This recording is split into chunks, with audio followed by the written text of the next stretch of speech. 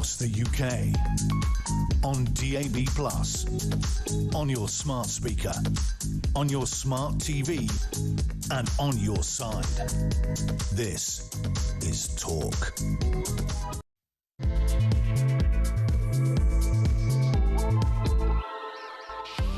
Very good evening. This is the Evening Exchange. I'm Peter Cardwell, and it looks as if it's all falling apart for Keir Starmer. Within the last hour, we have had 4 parliamentary private secretaries, the lowest rank of the government, bag carriers to people like the Health Secretary, Wes Streeting, who have resigned. We also have over 60 MPs who are saying he should go.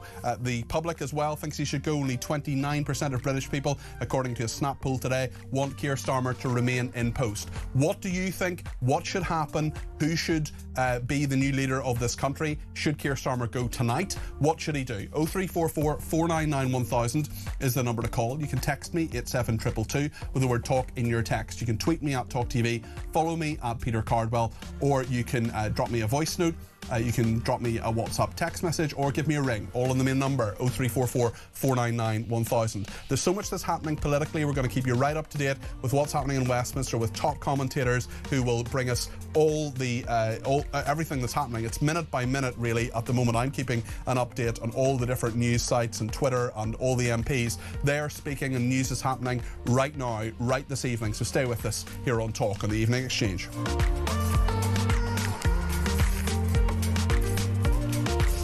So what's happened in the last hour? Let me just tell you, maybe you've been at work or you've been busy or you just haven't quite caught up. A number of ministerial aides, they're called parliamentary private secretaries. You have ministers, you have junior ministers, and then you have MPs whose job it is to help them and to be appointed to these non-paid roles. So Wes Streeting will have, for example, a parliamentary private secretary, at least he did. A man called Joe Morris has quit, called for the Prime Minister to set out a swift timetable to step down. Tom Rutland, who does the same job, a ministerial aide to the Environment Secretary, that is, of course, Emma Reynolds. He's also quit. He says he does not have faith in the Prime Minister to meet the challenge to face Reform UK.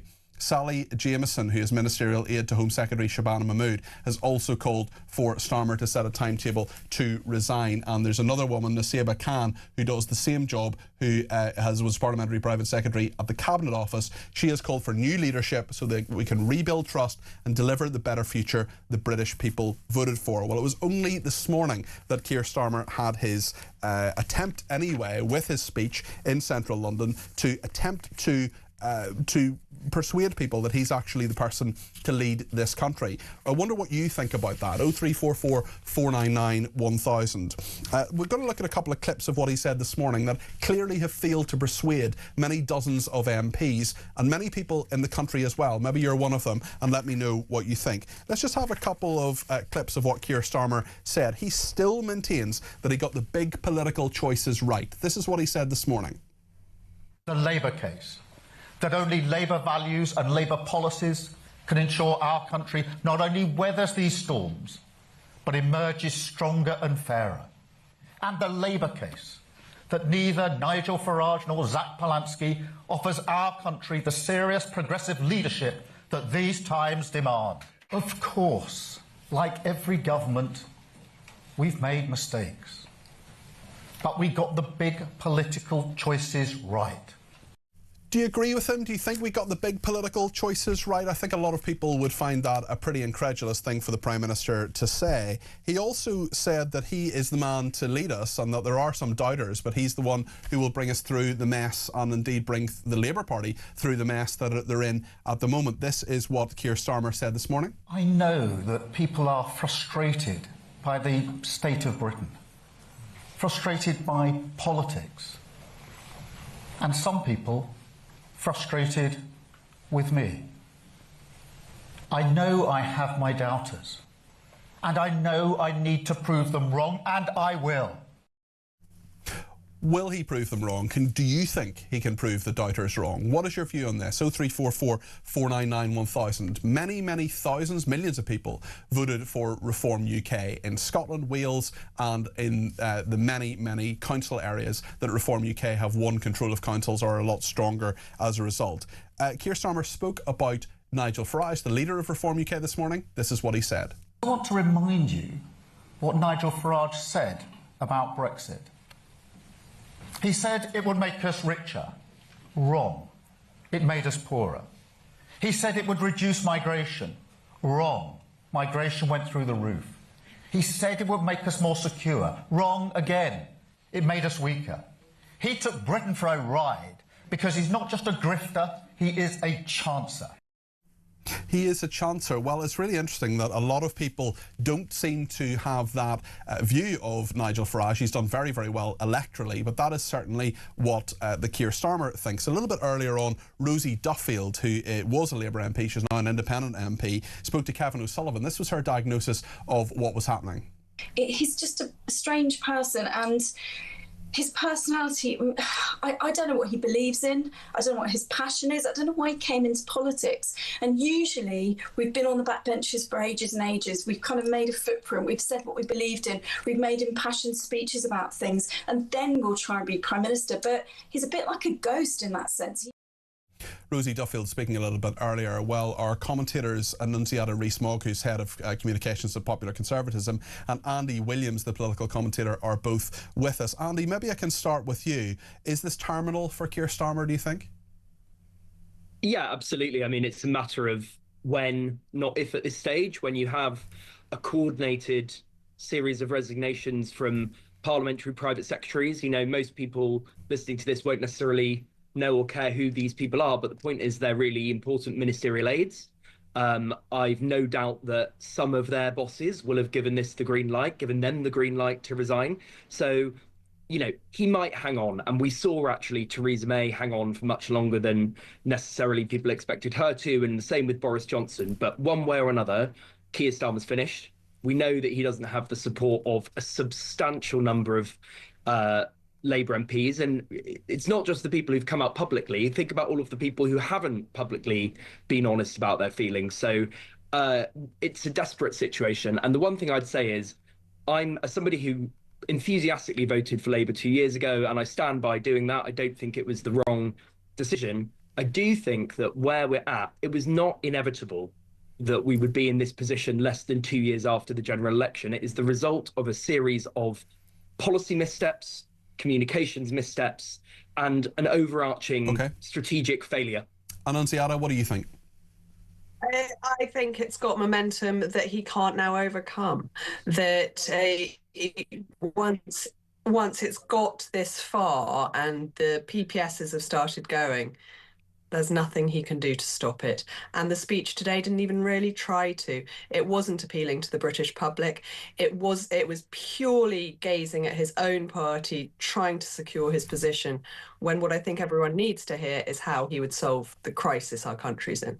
He certainly took aim at Nigel Farage, Annunziata. What did you make of that and the reasons for doing that, do you think? He's afraid that the Labour Party can't go to the left because of the Greens, and it can't go to the right because of Reform. It is losing support in both directions at a huge rate. You only have to look at some of the maps of the northern cities to see quite how bad the results really were for the ground troops of the Labour Party. But that's because their core supporters are abandoning them, because ever since this election, there's been no vision, there's been no principles, there's been no narrative about why this government is going to help the British people. Do you think that's fair, Andy? No narrative about why they're going to help the British people? Because we keep hearing quite a lot, particularly about the inheritance that they've had. But things like the Mandelson scandal, that wasn't inherited. That was a deliberate, well, an unforced error, one might say, in tennis terms. Well, I think that's right. I mean, it's a combination of a lack of strategic direction and a series of unforced errors. I mean, the Mandelson thing is a case in point. You know, Starmer took a risk. It might have paid off. It very spectacularly did not. It backfired hugely. One thing I would say, though, on the Farage point, the idea that, and I know that, you know, obviously nobody is denying that Reform did unbelievably well last week, and the fact that they've done it having only been a political party for a handful of years is a major achievement and almost unprecedented. Having said that, Nigel Farage is not popular. His net approval rating in the country, according to YouGov, is minus 38. He is not a popular politician. Keir Starmer is even less popular. Correct, absolutely, and that's why he's finished. But my point is that if Labour can get their act together, and I don't know, it's not as simple as just a new face coming in and everything's going to be fine. There needs to be a clear strategic direction and then delivery on that strategy. But if Labour can do that, there is a window of opportunity to turn this around. I really believe that. There's 3 years until the next general election. This is not terminal. Reform are not as popular as they're being made out to be on Talk and on other stations. You know, Farage has significant weaknesses. We should be talking about the £5 million that he's been given and not declared. We should be talking exactly as Keir Starmer said today about the fact that he didn't need to declare. He would argue that he didn't need to declare it because he wasn't elected at the time. It's very unusual for a political party leader to take £5 million in cash. It's maybe unusual, but it's not necessarily that he did something wrong, and he would deny that. And Annunziata, just in regard to Nigel Farage, do you think that Labour needs to run scared of him, needs to embrace reform supporters, or can turn things around in the next 3 years, no matter who the leader happens to be? Labour isn't listening to what the country is telling it, and the country is saying, we're being ignored, you are not taking our concerns seriously, we don't feel you care. And Keir Starmer's speech today did nothing to address any of that. But I think if we look at previous examples of when leaders have been replaced, if they haven't gone to the country, it hasn't worked out. And we need to have a general election to confirm whoever the next leader is, so that the next Prime Minister does have a mandate to undertake the changes that this country needs to see. Thank you both very much. Annunziata Rees-Mogg, their Head of Communications at Popular Conservatism, and Andy Williams, the political commentator. Thank you for joining us there. Perry has sent a voice note in on Starmer. Let's hear what Perry has to say. He's a politician, but he still doesn't even understand how politics work. I mean, does he not realise that Nigel Farage hasn't been in power yet?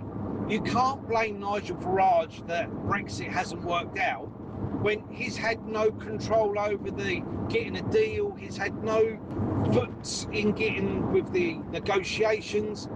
The man doesn't even know how politics works. I mean, how can you blame Nigel when he hasn't even been in power? Carl's in Liverpool and has given me a ring on 0344 499 1000. Carl, you're very welcome to the programme. What do you think of what's going on? Good evening, Peter. Yeah, you said it yourself earlier, an attempt to woo the nation into thinking that he is the man for the job. It was a pathetic attempt. He stood there casually, no tie, like it was just a normal day at the office, addressing us plebs, thinking that we're children, speaking to us in a manner that is not becoming. We see this man for who he is. He has lied from day one. He's trying to get us back into Europe. If he feels that strongly, let's have a referendum, and it'll be even worse than the local elections we've had. That's how big the vote will be. Well, it's really interesting you mention that, Carl. I read today that apparently if there was a second referendum a few years ago, the slogan was simply going to be, tell them again. Yeah, and absolutely, because we live in a democracy, and if we're not able to have a vote over things that impact us, then what's the point? Yeah. You know, this man, Peter, I mean, I really do think this time tomorrow he'll be gone. And do you think it's as soon as that, Carl? You think this is the beginning of the end? I mean, we still only have 4 MPs, most of whom I must say I hadn't heard of, actually resigning. So, I mean, it's Nasseba Khan, Tom Rutland, Joe Morris and Sally Jameson. They're the only ones who've resigned so far. We don't have a cabinet resignation. I mean, Keir Starmer might simply say, look, okay, there are 59 people saying, 59 MPs saying have a sense of timing and so on. But nobody leaves voluntarily Downing Street, do they? Well, he's going to leave kicking and screaming. We know that, because this is his ultimate job. But the Tories took 14 years and to make a mess of things. This gentleman's done it in 2 years, and that is a record. Who should replace him? Who should replace him, Carl? Do you think?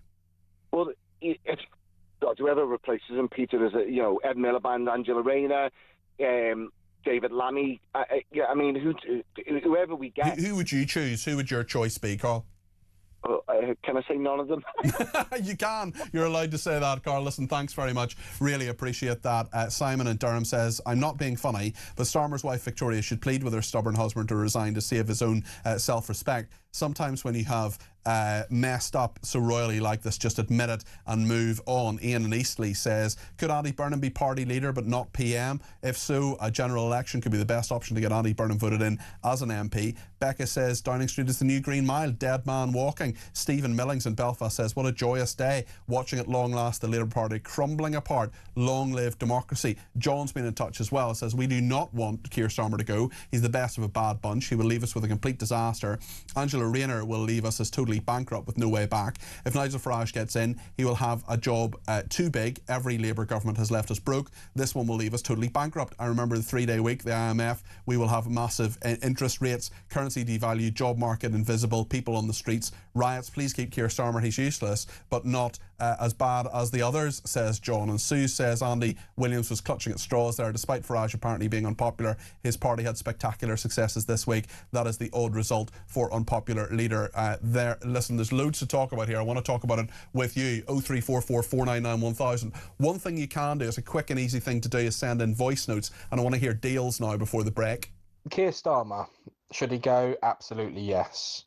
Has he done anything right for this country since coming into power? Absolutely not. Can he do the best thing possible for this country right now? Yes. And that is to resign. And I'll tell you what, if he was to resign and say, look, I got it wrong, I need to hand it over to somebody else, I think more people would shake his hand than wouldn't.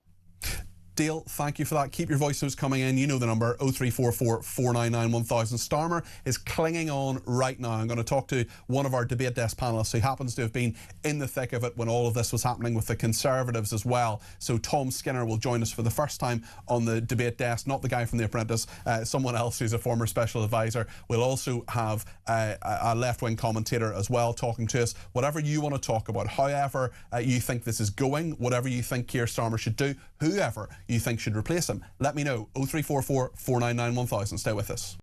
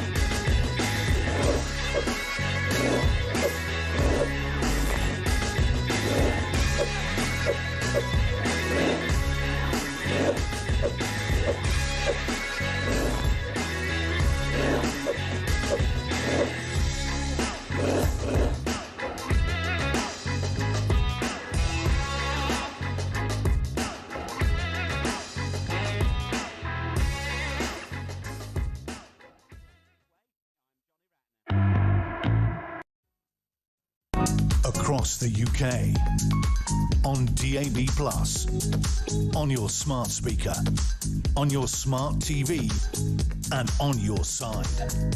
This is Talk. Well, there's lots happening this evening. There are so many different pieces of information coming into this building, and we'll keep you up to date with every single thing that's happening. We know that there are 4 Labour MPs who are PPSs, or Parliamentary Private Secretaries, Naseba Khan, Tom Rutland, Joe Morris and Sally Jameson, who have all resigned or made clear that they think Keir Starmer should go. Cabinet is happening tomorrow. We know that on Tuesday morning that always happens. I wonder whether there'll be a few voices piping up there and saying that Keir Starmer, perhaps it's time to go. A YouGov poll today finds about half of people who think Keir Starmer should stand down and be replaced as Prime Minister as a new leader of the party. Against this, 1 in 3 say he should remain in post. 21% don't know. Well, our viewers and listeners are people who know their own mind, who know what they think, and I'd love you to get in touch with me and let me know what you think about this situation and what Keir Starmer should do. 0344 499 1000. I just want to play you a little clip from Keir Starmer this morning about the political choices. He says we got the big political choices right. Do you think that is a fair thing? This was his speech this morning. It was meant to rescue him. It was meant to ensure that he was the person that people think should remain as Prime Minister after a really, really bruising set of local elections. Let's just have a look at what he said this morning. The Labour case, that only Labour values and Labour policies can ensure our country not only weathers these storms, but emerges stronger and fairer. And the Labour case, that neither Nigel Farage nor Zach Polansky offers our country the serious progressive leadership that these times demand. Of course, like every government, we've made mistakes. But we got the big political choices right. 67 Labour MPs now are either calling for the Prime Minister to go or saying that he should have some sort of timetable to go. 411, of course, were elected in the 2024 election. A number have fallen by the wayside, like Rosie Duffield, we heard from earlier on. We're on the debate desk now, and the former Conservative Special Advisor Tom Skinner is with us for the first time. Hi, Tom. Good evening, Peter. And Head of Content at Politics Joe is Sean Hickey. Hi, Sean. Hello. Lovely to see you. And you. You've been through a lot of this before, Tom. You've worked at various Conservative administrations. What's the point where it kind of falls over? I think we're almost there, Peter. This feels very much like it did the evening before Boris Johnson resigned, and I know from personal experience I was appointed as a special advisor in the Department of Education at 9 o'clock that evening, and by 8 o'clock the next morning the Secretary of State had resigned. So once the cards start falling, it's just they just keep going and keep going and keep going. And quickest job you've ever had? Very much so. Wasn't your business cards that were falling anyway? They hadn't even been printed yet. No, all I had was an email. That was it. I didn't even send an email, and then that was it. Morning. So when some might say you were talking about the Education Secretary, who I think was Michelle O'Donnell, yes, at that stage who was resigning. But these are just 4 parliamentary private secretaries. We've got, I think, 67 MPs now who have either said he should resign or saying that he should at least set out a timetable. Is that enough? I think it's not the number at the moment, it's who is resigning. I think that's the most telling thing. You've got PPS. But they're junior people. But the PPS to Wes Streeting, that's not an uncalculated move. I think if I was running a leadership campaign and I had a PPS who was able to resign for no real impact, you'd send them out to see what the response was, gauge the temperature of the other MPs, who follows them, how many numbers does that get, before you make the big step of resigning yourself. It just lets you test the water to see what the other MPs are going to do. And we're at mid-60s at the moment. By the end of this show, we might be at 80. And they just keep falling and keep falling. And as soon as ministers start going, then it really is. Yeah, it's when you've got cabinet resignations that things are. I was sitting in that seat, I think, actually, when Sajid Javid resigned and then when Rishi Sunak resigned, and I knew at that point, particularly with Rishi Sunak, that it was all over for Boris Johnson. Sean, what's your feeling about this? What do you think happens now? Well, I think what's most interesting about it is the PPSs that are resigning and what their ministers, what part of the Labour Party they align with. I think if you're talking about kind of the unpopularity of Keir Starmer, the unpopularity of how he's been managing the government or the country, and you've got the PPS to Wes Streeting, you've got the sect of the Labour Party that he represents is the Shabana Mahmood, the Labour right is essentially what's being talked about here. Yeah, because Shabana Mahmood and Wes Streeting's parliamentary private secretaries are involved with all of this. This is right. So you look at this and you then think, as a neutral observer, is this the right angle that Labour should be going in? If these people are kind of testing the waters for their senior ministers to then put their hat in the ring and say, I'm going to take the country on a different path. We've already seen in the last 2.5 years that that path is not the path that the country wants. I mean, he's one of the most unpopular prime ministers the country's had in modern history. if you have someone like Wes Streeting coming in or Shabana Mahmood coming in, I don't think it's going to change the fortunes of the Labour Party at all. We'll perhaps get to that in a minute or two. Tell me about Cabinet tomorrow, Tom. What you've worked in 10 Downing Street. Yeah. I mean, tell me how important that will be tomorrow morning and how nervous Keir Starmer's going to be and the people around him. He'll be absolutely terrified, but I think it's more than the importance of it. I think it's what tactics the Cabinet deploy at that meeting. If they go through the motions of a normal Cabinet meeting chaired by the Prime Minister, that'll be a big sense that these guys really don't think they're ready to move yet. Mm-hmm. They're too nervous that not enough MPs back them or too many MPs actually oppose them. If the Cabinet are ballsy and just grasp the nettle and go to the Prime Minister and say, look, Keir, thank you very much for everything you've done, but this is over, this cannot continue, we're a shambles and it's just going to get worse, then it really is game over. Do you think he should go?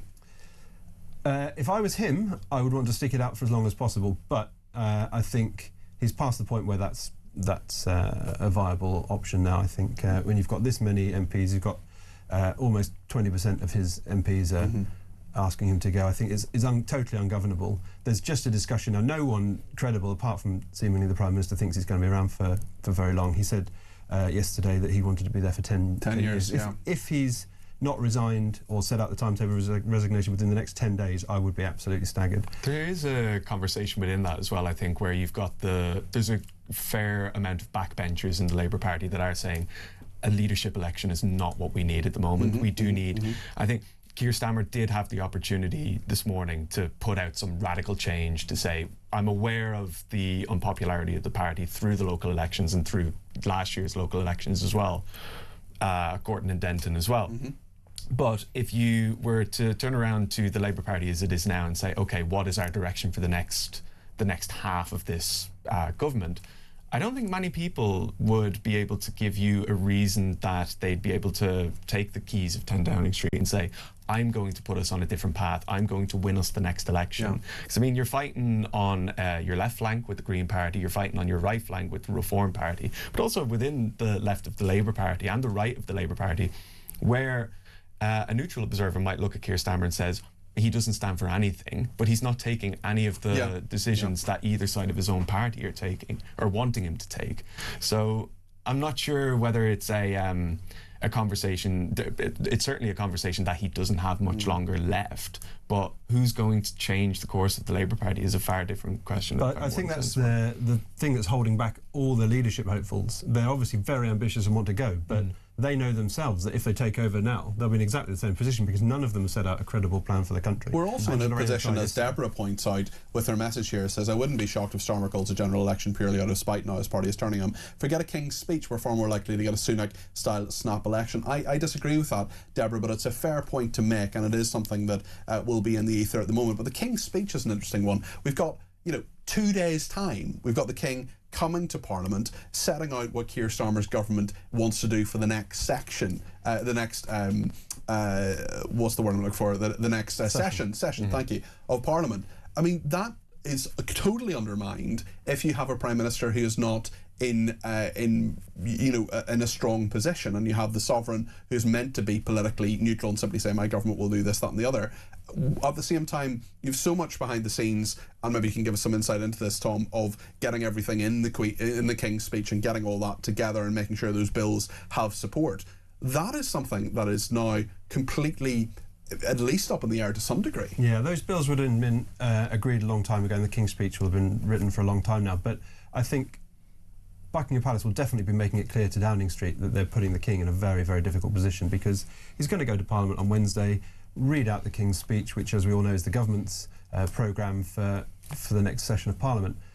But everyone listening will be listening through the lens of, this is absolutely pie in the sky, because if it's a Wes Streeting government, if it's an Angela Rayner government, if it's an Andy Burnham government, whoever it is, it's all going to change anyway. So it does put the Palace in a very difficult position, but as you say, they're politically neutral, they'll do their duty, the King will turn up and he'll read the speech as requested. I think now it's 60 MPs is the proper total. Rachel Taylor, who's the MP for North Warwickshire and Bedford, has become the 60th MP to go on the record anyway, to call for the Prime Minister to go. What do you think about all of this? Let me know your thoughts. 0344 499 1000. Let's play a couple of voice notes. Carl first on the Labour Party.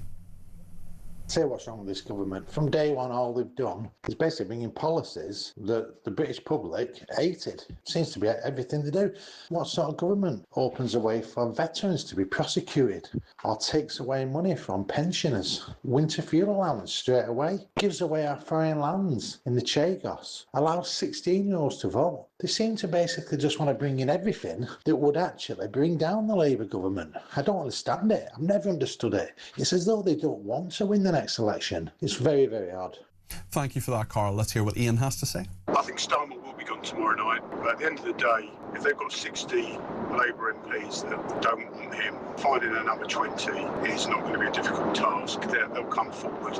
Everybody now is in a position, the cabinet, a lot of them, looking at how this affects them and their position and their future. And I think that there's going to be at least 20 more people, which is the amount I believe to trigger the process that are concerned about their future. So this time tomorrow night, whether he's gone or not, I don't know. Well, I think he will be, but that said, the pressure will be on.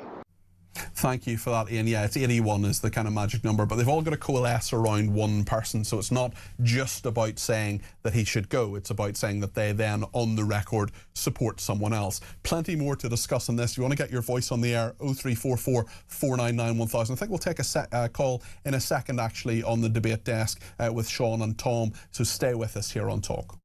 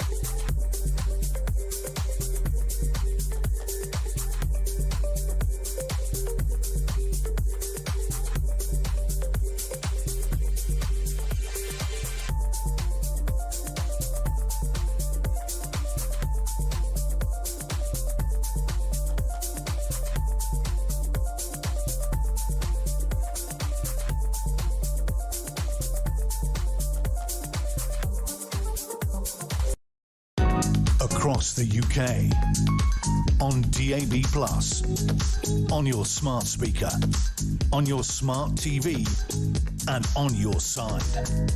This is Talk. Yes. Matt's been in touch from Cheshire. He's given me a ring on 0344 499 1000, and there are quite a number of news outlets saying that several cabinet ministers are preparing to tell Starmer to resign tomorrow morning at cabinet. Matt, you're very welcome to the programme. You're on not just with me but with Sean Hickey and Tom Skinner too here on the debate desk. Matt, what is your view? What do you think should happen now? Good evening, Peter. As you well know, I'm ringing to gloat tonight. I don't usually, but I am ringing to gloat to say that I did say Keir Starmer was the worst politician of a generation, and he is the poster boy of an absolutely shambolically talentless political class. And at least Joe Biden had his age to blame for his failures and incompetence. Even now, he's so conceited and arrogant, he wants to cling on for a few more days, just for a few more photo ops. And you would think his advisors would give him some advice and say, nobody... They don't want to lose their jobs either, Matt. Yeah, but, 4 or 5 days, Peter, it's not going to break the bank. It's not going to make any... The longer he clings on and the more he speaks, the more Labour are going to lose at the next election. It's just damaging everything for the future. Stay where you are just for a second, Matt. I'll take your voice down just for a second. I'll just ask Sean and Tom what they think of what you've said there. You're nodding along to some of that. I mean, he's dead right. You look at Keir Starmer and you ask yourself, is this man a politician? He's a civil servant. You know, he has. I know many civil servants are far more politically savvy, I must say. Well, they may be, but I mean, it's not in the wheelhouse of a civil servant to be a politician or to be a political mind or to have bluster. He is someone that's in the weeds of policy, in the weeds of the method of how to change things, and I think it's interesting that the caller is mentioning Joe Biden as well, because this was kind of the issue that Joe Biden had when it came to the 2024 election, that he says, well, point to the graph, look at the graph, look at how growth has gone up, the jobs have gone up. But if people don't feel any material change, or they don't feel like they've gotten on side with the project that the government has put out in the 5 years that Keir Starmer is meant to have, you can't turn around and say, okay, I'm actually on side with this as a project. The project doesn't mean anything. Starmerism doesn't mean anything.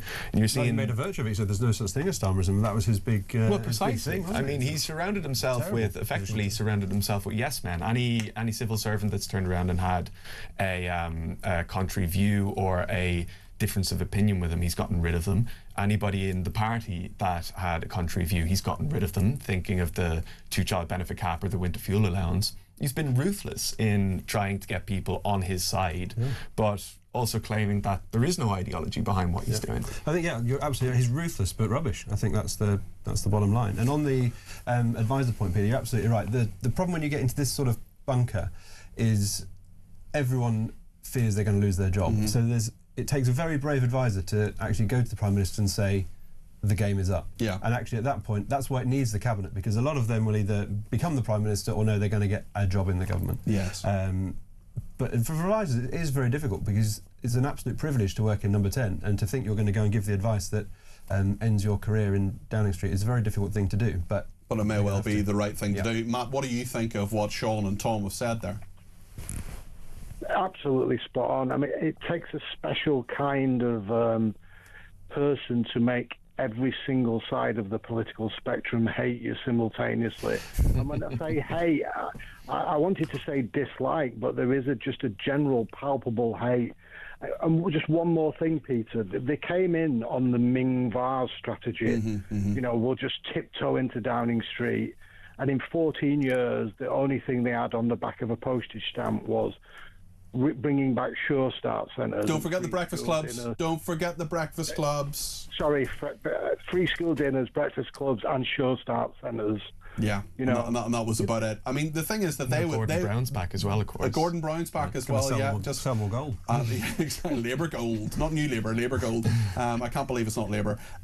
It's interesting, Matt, though, isn't it, that they keep saying, oh, we need a new story, or we need to talk about our achievements and so on. Do you think communications has been part of this, or is it just that you can't really communicate someone like Keir Starmer who doesn't have a vision and doesn't have an ideology? I just think that there's just nothing there, Peter. There's no substance. There's one more thing. The next thing they'll do is get Alistair Campbell to start canvassing for them. I think when that happens, we can all go home. Matt, listen, thank you very, very much for your thoughts on that. That's Matt in Cheshire there. Let's get another voice note. Sharon has been in touch. When is he going to get it? No one wants him, because what he's done in the time he's been in power is an absolute disgrace. And as for division, he's caused more division in this country than it's ever been known. He's an absolute disgrace to the British people. He really is. Farmers, pensioners, everything, Peter. And this Labour government, all they're interested in is the wages every year, every month, the salaries. If they have true principles, they want to get him out now, or they will never be salvageable. Sharon, thank you. Tad in Cambridge says, the thing about Starmer that gnaws away at me, socialists are always trying to con people in order to get elected, then prove hellishly difficult to get rid of once they inevitably wreck everything, says Tad. Labour needs to come with a health warning. Vote for them at your peril. They have no scruples, says Tad. Let's get another voice note from Robert. He has to go. He has no power now. He's just a lame duck, a figurehead. People are turning on him. The public have sent a huge message to him to go. We don't like you. The thing is, whoever we get in his place is going to be most probably even worse. However, I just want to see Keir Starmer fall. I want to see him punished for what he's done to this country and to us as the people. Whatever we get in his place is most probably going to bring on a general election even quicker, I'd say within 12 months, even less, because they're going to be so disastrous that the economy is going to collapse, the whole country is going to fall, and a general election will be inevitable. Okay, thank you very much indeed, Robert. Loads of opinions coming into the building. However you want to express yourself, 0344 499 1000 is the main number. I just have a quick look on Twitter as well. I was looking at a few messages earlier on. Amy says, Starmer needs to go, in my opinion. It's the King's speech on Wednesday if he survives. Until then, are these MPs telling him to go, going to vote for it? And if he goes before Wednesday, what happens to the King's speech? Well, that's a very, very interesting point. We have been talking a little bit about as time goes on. And many people saying, look, another person says, I heard the speech live. He did not convince me, not even with his working class background, says Angela. And as for insulting Nigel Farage, in doing so, he insults me, a Reform UK voter. I do think having a party split into far left and middle left was his downfall, says Angela. So loads of opinions coming into the building. 61 Labour MPs now calling for Keir Starmer to go. 4 of them have resigned their posts as what are called parliamentary private secretaries, an unpaid role, but where they support the different ministers. Lots more to come on this, and we'll get your views too. 0344 499 1000. Stay with us.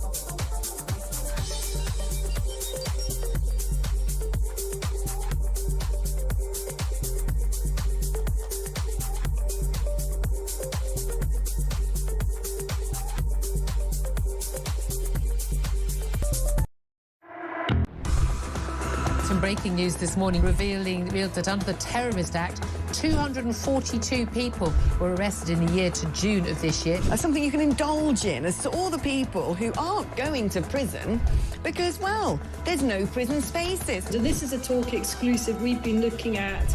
I said, you take these cuffs off me and speak to me like a human being rather than a common criminal.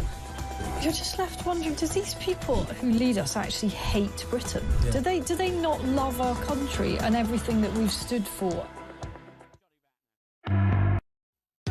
Across the UK, on DAB+, on your smart speaker, on your smart TV, and on your side. This is Talk. Well, let me just update you on exactly what has happened this evening. Maybe you're just joining us. It's 7:45, and within the last hour and 20 minutes or so, 4 people have resigned or made clear that they think that Keir Starmer should go. They're not quite members of the government. They are parliamentary private secretaries. Naseba Khan, Tom Rutland, Joe Morris and Sally Jameson.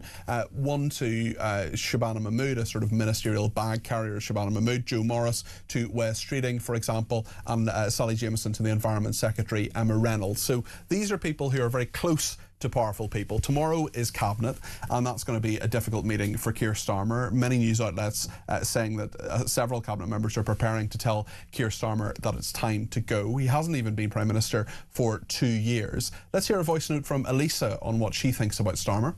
Good evening, Peter. When Keir Starmer gave his speech this morning, he was in a shirt, unbuttoned, rolled up sleeves. I just felt it was so disrespectful. And do you remember when we used to have comedy shows and they used to use canned laughter? It felt like there was canned applause in the audience, clearly planted to try and big him up. There's absolutely nothing that guy can do to be bigged up. And when he went on about the far right and banning the far right, I thought that was disgraceful. This man does not believe in democracy. It's the same thing with going back into the EU. We all knew that was his aim. He wants a career with the EU, I'm sure of it. I cannot wait for this man to go. No matter who takes over, he's simply unbearable. Thank you for that, Elisa. There are lots of people thinking similar things. Tarquin is on the line as well from London. I should say that we're in the debate desk section of the programme, and I'm delighted that Sean Hickey from Politics Joe is here, as is Tom Skinner, the former special advisor to a number of ministers, and the number 10 as well. Tarquin, what would you like to say to the three of us? Peter, I'd just like to say that I think if you haven't seen the best recruiting sergeant for the Restore/Reform Alliance on the right in 2029, then I don't think you'd ever see a better one than we saw today. This man has basically stuck the V's up to the entire British population and said, my Fabian agenda is happening, you plebs. Is that fair? Is that fair? Yeah. Is that really what he said, Tarquin? Yeah, totally. Of course it is. Yeah, and I think that after these communists are kicked out, we'll have to make sure that we prescribe Fabian as a terrorist organisation. I don't think we need to go that far, Tarquin. No, I'm not. You clearly want him to go. Oh, yeah. God, yeah. I mean, he's completely hemorrhaging this country to death. I don't know if we can last 3 years. I mean, Labour have won a serious majority, though. I mean, 411 MPs voted in for Labour on the July 2024 election. Who should be the next Prime Minister, do you think, Tarquin? Well, I think that the public, in order for them to get them out, let's get the King of the North in, Andy Burnham. And I heard his speech today. I've never heard such a load of typical faux new Labour garbage. He's just the man we need to make sure that we consign Labour to the history books forever, Peter. OK, Tarquin, thank you very much indeed. Let's talk a little bit about Andy Burnham. Is he the answer, Sean? Well, there's certainly an argument that the left of the Labour Party could probably make a motion to try and get themselves into the levers of power at this point. I think what's difficult now is you've got already Shabana Mahmood and Wes Streeting sort of making manoeuvres on number 10. And if you are to kind of look at the 2024 intake, the loyalty that they would have to Keir Starmer and the right of the Labour movement, it'd be a struggle to see if someone like Andy Burnham would get the numbers if he was able to get into the House of Commons in the first place. What about Angela Rayner? Can she get the numbers, do you think? Well, I mean, possibly, but I don't think someone like Angela Rayner would want to be the Prime Minister. I mean, my colleague Ava Santino... They all want to be the Prime Minister. Well, look, we all want to rule the world, but could we all rule the world? I'm not sure if we could. Ava, my colleague, was speaking to Clive Lewis earlier on today, and he was making a similar point that although Angela Rayner is in the House of Commons and can speak for the left of the Labour Party at the moment, she, according to him, according to conversations that he's had with her, would not necessarily want to be the person to take over the levers of power. And I mean, you look at it as well with how her letter to Keir Starmer on Sunday played out, where she made the case that it was the biggest mistake that Starmer's made in recent times to not allow Andy Burnham to run in Gorton and Denton in the first place. Could have played out very, very differently for the Labour Party then.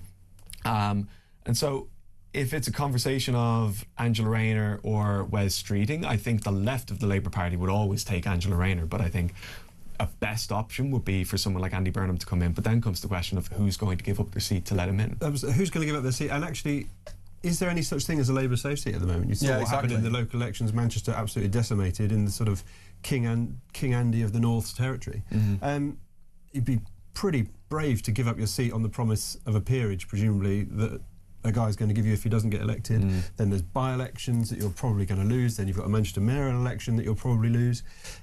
And it just looks really messy. And the journey for him to become Prime Minister or to become an MP is so difficult. And I think voters in any constituency know what's going on. And if suddenly there's a by-election because the MP has resigned because they want Andy Burnham to take his place, That's perfect for reforms. I mean, it's a really bad signal to send as well, to say the person you said should be the MP, well, you're wrong. We think this person is better and we've resigned simply for that matter. It's different if someone dies or there's an illness or something like that. Well, there is a very interesting one that has come out of the local elections where you've got people like Stephen Flynn that have moved from Westminster to Holyrood. Now, is it going to be a conversation in Andy Burnham's team that they're going to move all the way across Hadrian's Wall to contest Aberdeen South? I'm not sure they would. Andy Burnham will be a person in that contest, perhaps, but it's a very, very interesting point. But the thing I've often found in my sort of political journalistic life is when you try to stitch things up and you're seen to stitch things up, people move against that and they really don't like it whatsoever. If you're the voters of whatever constituency it is where the person stands down, they're not going to respond well, are they? And you know, Nigel Farage will throw absolutely everything at that constituency, having done so well in the local elections. Right, all these sort of gerrymandering manoeuvres never ever work. And just look at the votes for 16. Labour thought, hang on a minute, vote 16, 17-year-olds, they're not going to vote Conservative. We'll reduce the voting age and that'll benefit us. Going to spectacularly backfire because en masse that group of voters are going to vote Green. And these things always come back to bite you. It's just not worth playing with fire. Well, I mean, the question then is if you're not going to be able to pander to the younger vote by getting the voting age reduced, what policies can you introduce to get young people to vote for you? And I mean, you're talking about young people that have mountains of student debt, that have no prospects for work, that have the rise of things like AI, where even entry-level jobs are impossible to get for people now. So what are you going to offer those people? Well, I remember one person, not Rishi Sunak, but someone very close to him, who said to me a few years ago, what a government needs to offer is competence and hope. And we've got this, we're okay, we can do this. And by the way, here's a bit of hope, here's how things can be better. And I heard Starmer speak over the weekend, maybe on Friday morning, about, so we need to offer hope. And I was thinking, how have you only worked that out 2 years in? Because you haven't been offering that before. And to some degree there is the explanation. I spoke to someone who was quite close to the decision about the winter fuel allowance recently, and they said, look, there's a strong economic argument to change that. And I said, yeah, but did it not occur to you to think old people are going to freeze in their homes? That is the first thing that people are going to be thinking. And when you divorce yourself from the emotional side of politics, and most people experience politics in an emotional way, they're left with an impression. They don't know every single detail of what a PPS is and who all these 61 people are and who Tom Rutland is and all the rest of it. It's simply how they feel about Starmer and whether they feel he can lead. And that's the key point, Tom. Yeah, Keir Starmer seems to have forgotten that he's actually a politician and has left the politics out of his job. He's there. There's thousands and thousands of people that can do the competence thing, and probably the best line from his speech today, which is obviously a really poor speech, but the best line was about people respond to stories, not spreadsheets. It's been there 2 years, and people have been saying this to him for 2 years, but before that, for decades. It's all about storytelling. Politics is becoming more and more about vibes. And if he's only just realised now after 2 years, what on earth has he been doing? You had a hint of that in the 2025 Labour conference, where there was a big shift to this kind of, as you say, the storytelling. But all he could muster up was painting a fence white, like Huckleberry Finn painting a fence, half-time oranges. That's not inspiring. That's not what you want the Prime Minister. You can't use my father as a toolmaker because that's been ridiculed. So he's now referencing his siblings because they're working class. Voters don't want to know about his siblings. They want to know what he's going to do. He's got to be authentic. And his biggest problem is that no one knows who he is. But I think even more fundamental than that, I don't actually think he knows who he is. So he's just come into office, he's completely vacuous. He listens to a whole group of people, all their views slightly differ, and he ends up with this mushy middle which is nothing. And it's not a surprise that voters just read into that and just think this guy's not fit for purpose. And of course, as the Prime Minister, I mean, he is representing the entire country, but if you go as far back as 2019... he's leading the whole country. You don't have to represent the whole country. You represent the whole country on the world stage. Sure, he needs to lead the whole country. But I mean, if you go back as far as 2019, when he's in the Labour leadership election, makes the promise to the Labour electorate that he's going to be Corbyn in a suit. I'm going to do exactly the same as what Jeremy Corbyn Scrap did. Tuition fees. I'm going to be as left comes. And as you get through 2020 all the way into 2024, gradually, slowly but surely, all 10 pledges that he made in 2019 had been whittled away. In his defence, one of those pledges was to nationalise industry, and today he did sort of confirm that was going to happen. So maybe they should point to him actually keeping one of his promises. Let's get a couple of voice notes that are coming in thick and fast. Michael has this one. The Labour Party needs to listen to the people of the country. If they delivered lower taxes, if they stopped illegal immigration, if they got rid of all these foreign criminals in our prison, if they reduced the cost of benefit, if they got rid of net zero, if they helped the economy prosper, they'd win, and they'd win with a landslide. But they don't listen. They never listen, and they do everything the opposite of what the people of this country want. Bridget's been in touch too with a voice note. This is what she has to say. God, Peter, I was so angry listening to Starmer and his useless speech this morning, and the way he spoke about Nigel Farage, calling him a grifter and a chancer. After what he's done in less than 2 years to the British public, especially the likes of the pensioners and the veterans. I mean, the most hated man in the UK since history, time immemorial, you can say. Thank you for that, Bridget. Quite a representation of Irish people on the show this evening. Good job, I'm British. Stephen has been in touch and says congratulations on getting Ed Byrne as a guest in the programme. I expect you've had that one before. On a more serious note, perhaps, maybe we could talk about, you know, if there is a leadership election, who do you expect to run, Tom? The Burnham factor is a very difficult one, isn't it? The Burnham factor, I don't see Andy Burnham running because I think the whole thing will move too quickly. I think there's a number of MPs who could probably get 81 MPs to back them. The challenge they'll have is that they might have 80 to back them, but they'll then have likely 300 who don't want them to be the Prime Minister. And it's exactly the problem that Liz Truss had when she was elected. She was nominated by a minority of Conservative MPs, despite being elected by a majority of members. And from the moment she started, she was undermined by the MPs because they just didn't want her and didn't think she was fit to be the Prime Minister, although obviously proved fairly spectacularly correct. But that's the problem that any of these people have. I could name at least 50 Labour MPs that would do anything but have Angela Rayner as the Prime Minister. I could name 50 that would do anything other than have Wes Streeting as the Prime Minister. So Keir Starmer's strongest attribute at the moment is that so many people think that everybody else will be much worse, and they're not going to coalesce around one. And it is actually going to be very, very messy. I think what we need to be mindful of as well when we're talking about Labour leadership elections is the power that the unions and the membership have in the vote for the party leader. So, I mean, when you're talking about, I mean, the most likely, the ones that are signed on now at this point, you can say, is Wes Streeting, Shabana Mahmood and their acolytes. The Labour right are famously not very popular with the unions, famously not very popular with the membership. I would be really surprised if Shabana Mahmood and Wes Streeting both attempt to run, because Shabana Mahmood is not. She's still, to a degree, an unknown quantity, and I'd say Wes Streeting is probably the stronger candidate there. I mean, what's interesting as well with it, though, is that what you're seeing now is a person in Wes Streeting, a person in Shabana Mahmood going against the Prime Minister that is of their faction of the party. So, I mean, the question for not just Labour members, but the country at large is, are these people just hungry for power, or do they want, or do they actually believe anything, which is the problem, of course, that was the issue with Keir Starmer in the first place. Well, lots more to discuss on all of this. Thank you both very, very much indeed. A quiet evening for your first time on the debate desk. Tom Skinner there, former special advisor in 10 Downing Street, and indeed Sean Hickey from Politics Joe. Really appreciate you both joining us. We're going to talk about this right throughout the programme tonight. What do you think? Lots of views coming into the building. We'll take more calls, texts, tweets and voice notes after the break and into the next couple of hours. 0344 499 1000 is the number to ring to get your view on the air. Stay with us.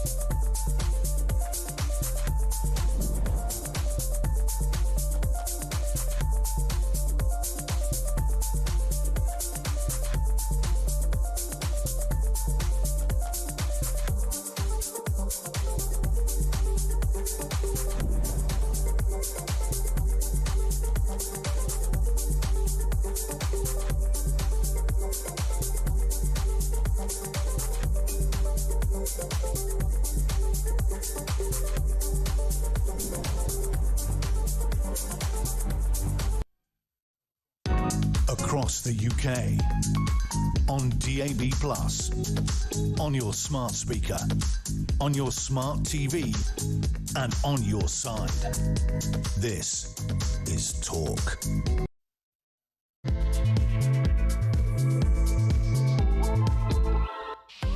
It's just gone 8 o'clock and 63 Labour MPs have called for Keir Starmer to resign. There are 4 who are parliamentary private secretaries who have resigned from those roles, saying that he should go. What do you think? 0344 499 1000 is the number to call. It is a momentous evening. It is a busy evening. There's a lot happening, and we will find out exactly what the position of Keir Starmer is. It'll be interesting to see if he goes tonight. That's probably unlikely at this stage. They like to go in the daylight. Cabinet tomorrow. Apparently there are a number of cabinet secretaries who are saying that Keir Starmer needs to go as Prime Minister. On Wednesday, it's the King's speech. How could the King be brought into all of this? There's a lot to worry about from the Palace's perspective. We're going to go rolling on this evening because this is changing every minute. Just within the last few minutes, another MP has come out to say that Keir Starmer should go. But I want to know what you think. 0344 499 1000 is the number to call. You can text me 87222 with the word talk in your text. You can tweet me at talkTV, follow me at Peter Cardwell. You can send me a WhatsApp voice note, you can send me a WhatsApp text message, or give me a ring, all on the main number 0344 499 1000. So stay with us here on Talk.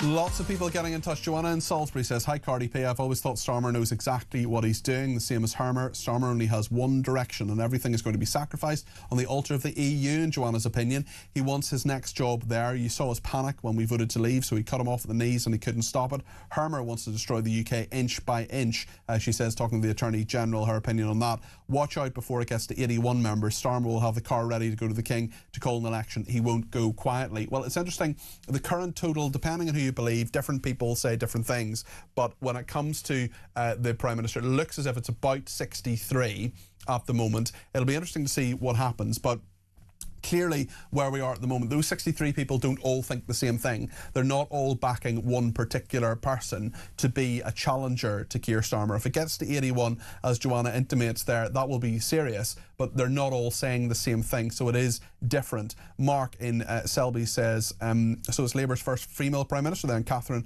West at the helm from September, then it could be worse. Well, she's actually withdrawn, so I don't think that's going to happen. Another person says, Gilly from Manchester, this is a debacle. There's so much wrong with this country that needs attention, but we are stuck on the psychodrama. I've never voted Labour, but I would like to put forward a name that I believe would be best for this country. He's a real Labour MP who could unite this country more than anyone. That is Graham Stringer. He's a real Labourite, but has common sense and can relate to people and respect other people's opinions. Well, we did have Graham Stringer on the station a little bit earlier on today, and I agree with you, he does speak a lot of common sense.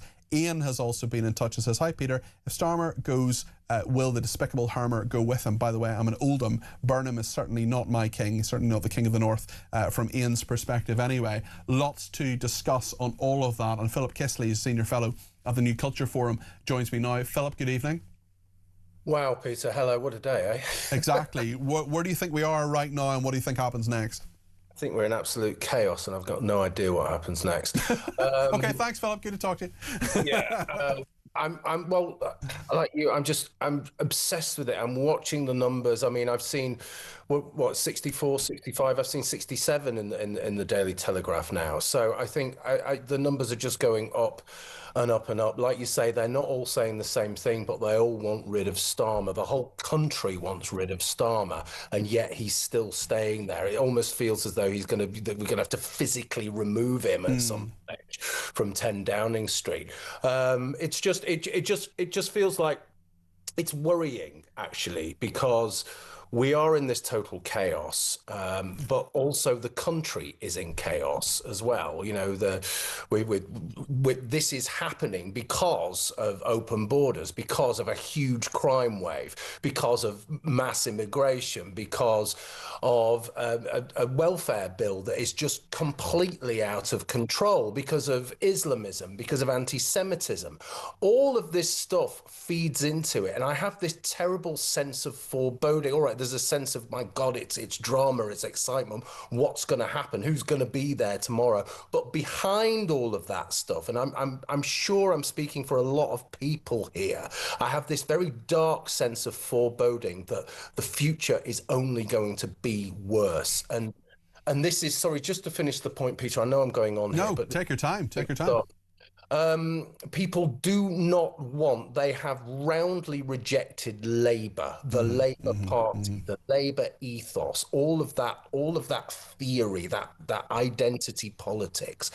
And, you know, even the MPs who want to throw Keir Starmer out are saying things like, one of them said, he needs to go because we're handing the country to the far right. No, you just don't understand, or you fail to understand. You fail to grasp the problem. You have no idea what is causing the problem, or at least you won't articulate what the problems are. And until we get to that situation, until we can be clear about what's happening in this country, then any leader and any party will just not be able to work for us. That clarity isn't going to come anytime soon, is it? No, because if you have a Labour leadership election, that will take months. We'll have a Prime Minister who will remain in number 10. He won't be leader of the Labour Party anymore because there'll be a vacancy there, but he'll remain as Prime Minister. We've got the King's Speech in a couple of days' time talking about a legislative agenda that is a Starmer legislative agenda, apparently for the next session of Parliament. I mean, this is a really confused, difficult situation. Well, this is why I say I've got this terrible sense of foreboding, and I'd love to know what viewers and listeners think. I really, really would. Who's in the wings? You know, the King of the North, Andy Burnham. You know, anybody who knows Manchester, anybody who knows Greater Manchester, it's awful. It's become terrible. You were talking about Graham Stringer there. It was great when Graham Stringer was there. It's terrible. You know, you only have to see the election map from the other week. Labour have been wiped out. It's Green in the centre. It's Reform elsewhere. It's Independence as well, worryingly in some places. So he is absolutely not the person to be taken. He's not even in Parliament, for God's sake. It is really worrying. We are looking forward to a period of extreme instability. I'm thinking about 1974 here. I'm thinking about... You think it's as bad as that? Well, I think it possibly could get that way, you know? I think it possibly could get that way. But I'm thinking about the aftermath of that. I'm thinking about the winter of discontent and that feeling that I think everybody felt at that time, that they'd lost their future. And it feels at the moment as though everything is up in the air, everything is so worrying, and this ridiculous government have done it to us, essentially. Nobody really voted for them because they wanted them. People were just fed up of the Tories. And now we have them, and you know, all Starmer can do is rehash the old promises and the old policies, which everybody hates, which, you know, they are the reason why he's fundamentally loathed and despised. And yet all he can do is say the same thing and go harder and faster on things that literally, not even his own party, nobody wants, Peter. I mean, we're in a situation, a really weird situation, where things are happening really, really quickly. It was only on Thursday that we had these local elections in England in which Labour did very badly.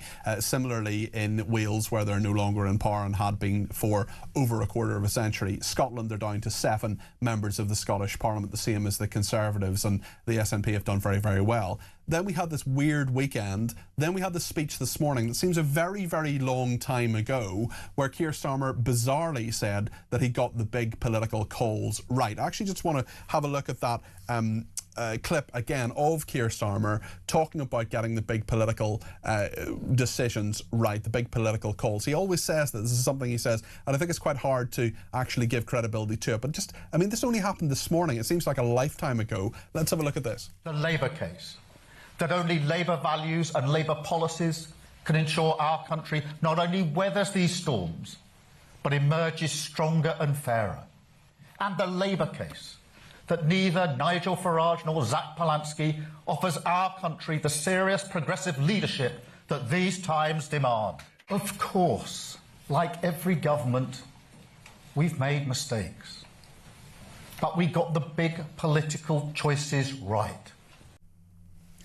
They got the big political choices right. I mean, I'm not sure the country has just said that. I'm pretty sure the country has said that they got the big political choices wrong, because you look at places like Barnet, where they've lost a lot of, they've lost control and they've lost quite a number of councillors. Right across the country, that is the case in England.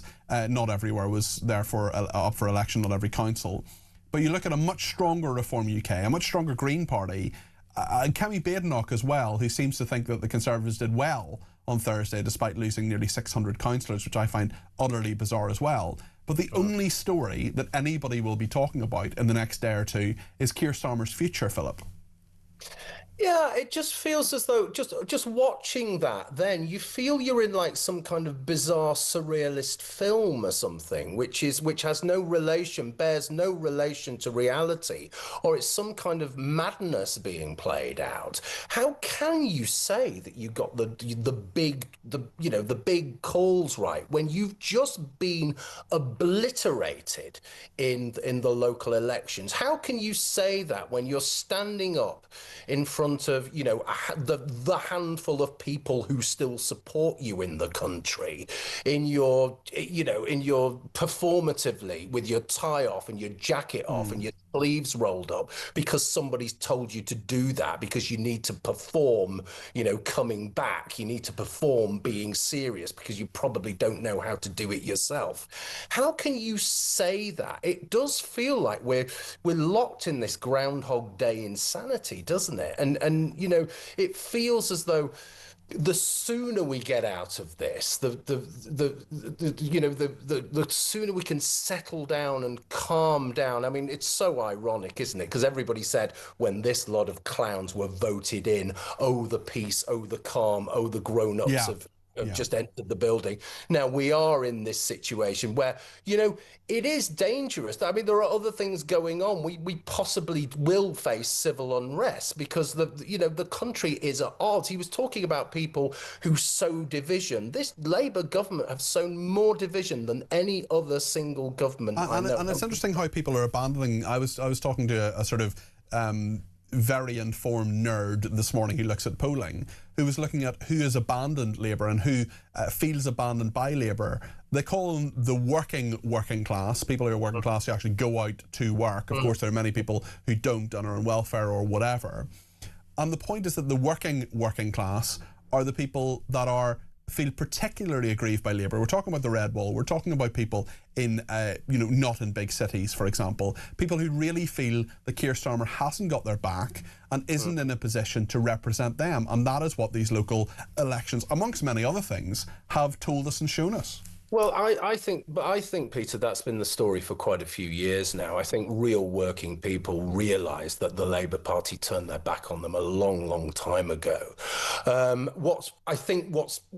That is interesting, but what's just as interesting for me is that the young progressives, you know, the blue-haired short fringe brigade, have left them as well. And so they don't have their, you know, traditional Muslim bloc vote in these well, they've gone to the Green Party, haven't they? Well, both of those blocks of voters have gone to the Green Party on one side, and the traditional working class have gone to Reform on the other. So it is destruction, but it really is about being completely disconnected from the British people. When you're talking about the kinds of people you've just been talking about, which are people, small business owners, sole traders, people who work locally, you know, alarm clock Britain, as we say on this, you know, the people that are the backbone of this country, the taxpayers, the fact that they have lost them. Not only have they lost them, Peter, they demonise them as far right. Yeah. They blame them for leaving the Labour Party. And then they wonder why everybody hates them. It's a very, very good point. Philip, listen, thank you. Philip Kisley there, Senior Fellow at the New Culture Forum, with a lot of common sense on all of this. Alan in Petersfield says, do you think Catherine West backtracking on her announcement had anything to do with the whip being removed if she stepped over the red line? She's interested in your opinion. So interested in your opinion. Great show. Thank you, Alan. Yeah, possibly. I think that's part of the part of what happened. And Mark in Selby has been in touch as well and says Starmer is right for once. He should not walk away with his track record. He should run to the airport, flee the country, and be making Mai Tais on the beach in a blonde wig with coconuts for breasts and bad lippy before the end of the week. That is quite an arresting image, Mark, or maybe an image for which he should be arrested. Philip, thank you. Really appreciate your contribution to the programme. That's Philip Kisley there. I want to go to a call now. Kevin is in Leicester's. Give me a ring on 0344 499 1000. Hi, Kevin. What a day. Absolutely. It just getting better and better. You know that clip you just played? Yeah. You got the big calls right, the big political calls. You got them right, Kevin. Really? He goes on after that. I mean, I had to listen to his boring speech. I don't know how I did it. But he goes on to say, yeah, the big call's right. He starts going on about Iran. Did he get that right? What, when he said no, that you can't use our bases, then he changed his mind, again, another U-turn, oh yeah, you can use them now. When he criticised Farage because he said all along, well, you would have been able to use our bases. Farage never said he'd be involved in a war. We haven't got a military. And then he says that was when he tried to say that Farage can't make his mind up. No, he was consistent the whole way. It was Starmer that looked silly on that, and that's what he's implying is him getting things right. This is what I mean. He's just, people can see this. It's like, I ain't the cleverest person in the world, and half your listeners will probably say the same thing. Well, I'm good at what I do at work and that. But we can all see how stupid he is. He really is not fit. It's worse than that. I mean, there are clever people who just don't get it, who don't understand, who don't realise how real people live and what real people think. And I mean, when you have, Kevin, a huge and significant vote for Reform UK, less so for the Greens and for other parties, and then he says, well, actually, no, I'm the right man to continue with this, despite a huge rejection of what has happened. We're now up to 72 Labour MPs who have called for Starmer to resign or set out a timetable. Charlotte Nichols and Alex McIntyre are the latest ones. And Kevin, he just doesn't seem to get it. People like you, people like me, people like our commentators, and other, now 72 of his own Labour MPs, we're getting up to more than a fifth of his parliamentary party, has said he's got to go. Well, this is it. And all these people that you just mentioned, Zach Polanski, Nigel Farage, all the people that vote for them, that's really bad politics because he's alienating them. Now, you shouldn't be criticising other parties. You should be saying what you can do to change things, to potentially win voters back, not criticising people that have voted for somebody else, because then you're telling everyone, oh, you're stupid, you were wrong. Again, pointing the finger. Every political decision he's making, they're not political decisions. He really has got to go. I mean, he's just not a politician, in my opinion. He's a lawyer. That's all he is. Just quickly before I go. Sure, go for it, Kevin. A viewer asked you a question earlier on and you didn't answer it. Can I ask it? Yeah, what was the question? Someone wrote in and asked you, if Starmer goes, what would happen with Lord Hermer? Oh, with Hermer? Well, sorry. Someone asked me that and I didn't really answer it. Well, Hermer is his BFF, and as the Attorney General, he's one of his few friends in politics. The thing with Hermer as well is that he's not I would argue, not a particularly political person either. He doesn't really get politics in my view. I think I would be very, very surprised if any other Labour leader had Richard Hermer as Attorney General of this country. So I think any new Labour leader who comes in is going to do a reshuffle. It wouldn't surprise me in the slightest if Richard Hermer was one of the first people he sacked, because he or she sacked, because Hermer is so closely associated with Keir Starmer, and there are very few people who are that loyal and that associated with Keir Starmer. So I think Richard Hermer would probably go. Well, that people say it'll be worse, and I appreciate your political commentators.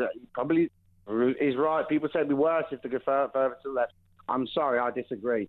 he's the most dangerous man in this country, in my eyes. He's terrible for this country. If he goes... Hermer, of course, yeah. Okay. I'm totally following him. He's proper against this country. I mean, Alex has said a lot about it as well.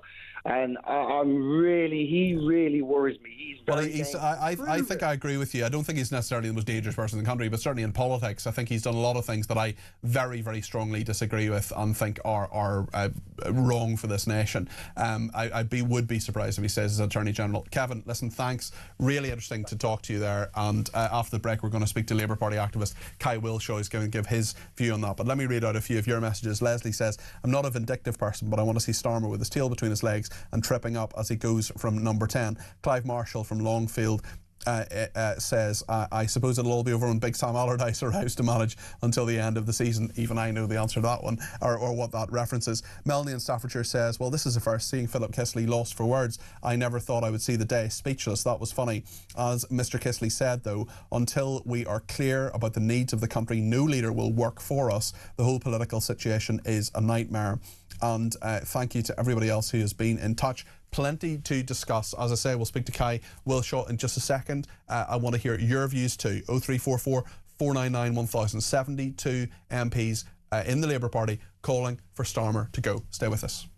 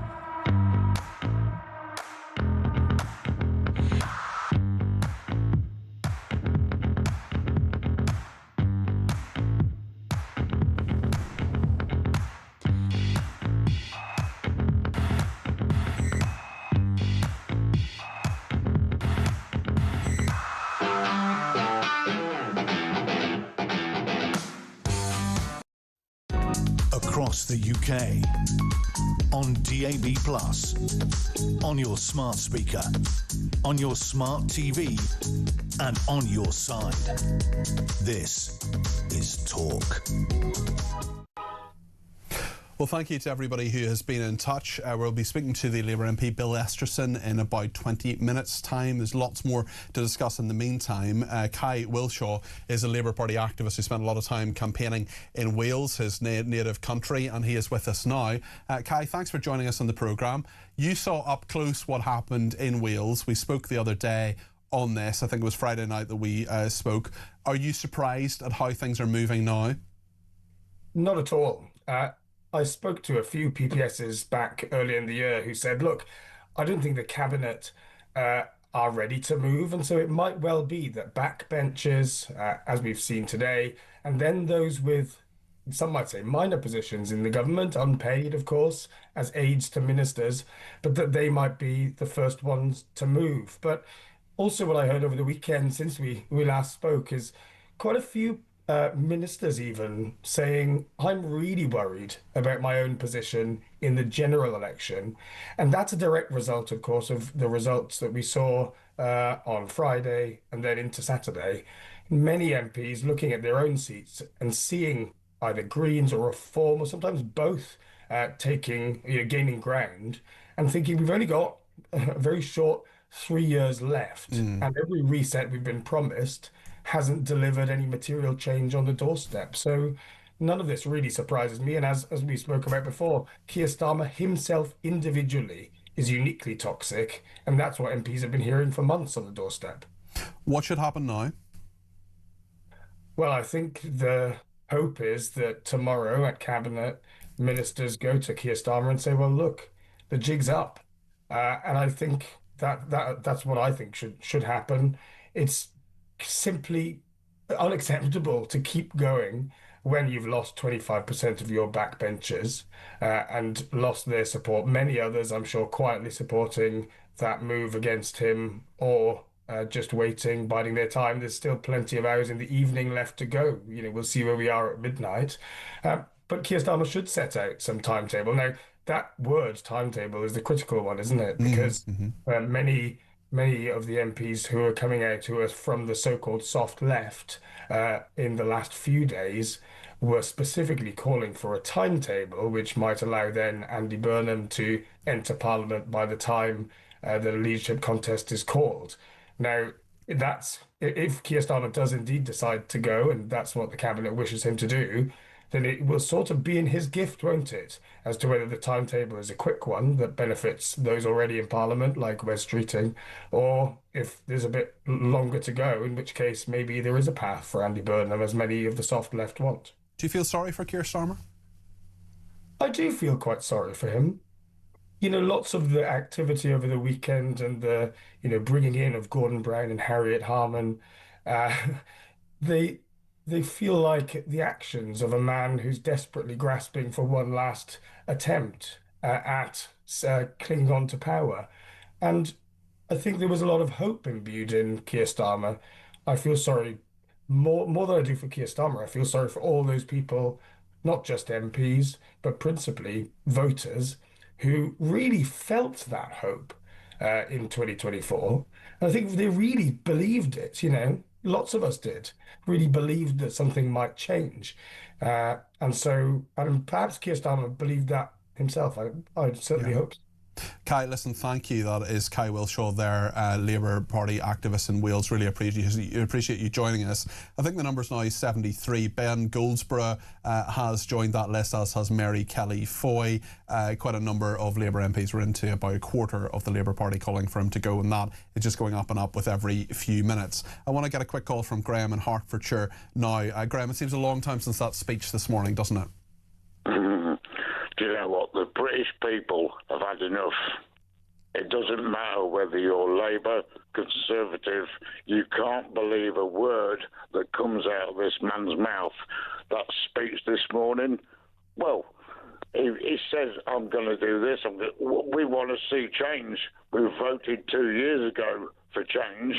We've had 14 years of Tory, and we voted 2 years ago. And what have you done? Nothing. You jet set around the world. You go to China. We see you on TV in China, Taiwan, Japan, and then you're off to America, and you've got that woman Reeves who couldn't add up to save her life. The British people have had enough of your lies, mate. Okay. It's time for a change. Time to go. Who would you want to replace him, Graham? I want Nigel Farage. If it has to be a Labour person, is there anybody you think could do a better job than Keir Starmer? I think Wes Streeting, but it's a poison chalice, isn't it? Absolutely, Graham. Listen, thank you very much. That's Graham in Hertfordshire there. We're going to speak to the former Deputy Leader of the Green Party in studio in a minute. That's Shara Ali, and we have a sitting Labour MP, Bill Esterson, who's going to join us before 9 o'clock. We'll see. He is undeclared so far. I'll see what his view is very, very soon. Stay with us.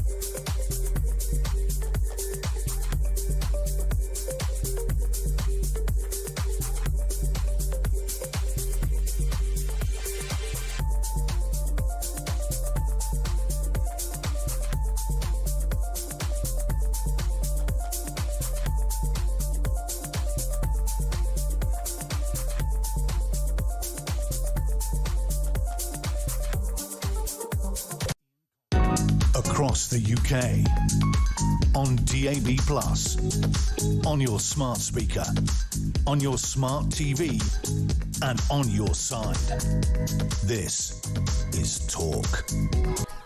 Well, let's talk now about the Labour, but also in relation to the Green Party as well. The Green Party has done particularly well over the course of the local elections in England. For example, they have 587 seats. That's up 441 seats. In Scotland, they have gone up 6 seats to 15 in the Parliament, and the Welsh Assembly, they have 2 seats there as well. This is clearly an endorsement of quite a lot of what Zach Polanski says, but one of his detractors is the former Deputy Leader of the Green Party, Shara Ali, who is with me now. Shara, great to see you in the studio. I want to ask you about the Green Party in just a second, but firstly, your reaction to the major developing story. We think it's 73 Labour MPs at the moment who've called for Keir Starmer to resign. What do you think? Well, you describe me as a detractor of Zach, but essentially he is probably one of the main reasons that Sir Keir is under such pressure. And if you just think about how well the Greens did, that wasn't even a full set of local elections.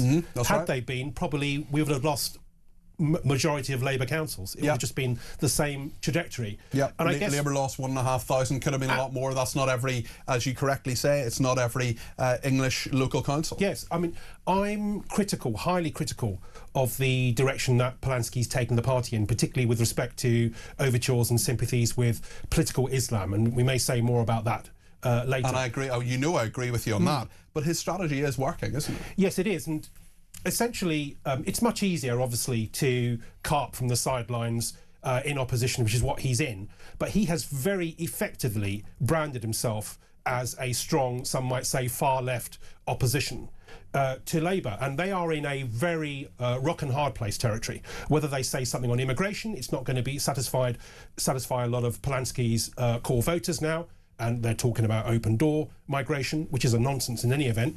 But if he says anything sensible on migration, he's not going to be able to compete on level terms with Greens. Wherever he stands now, wherever Labour stands, they are vulnerable on a two-way contest with the Green Party. We've seen that in Manchester, in the Manchester local elections, in Birmingham as well. But I've heard speculation around, I mean, I think he's scotched that speculation, but just think of a scenario where if Clive Lewis went ahead with his threat, yes, to stand down or was to trigger a by-election for Andy Birmingham to sort of come in. We're very strong. The Greens are very strong in Norwich.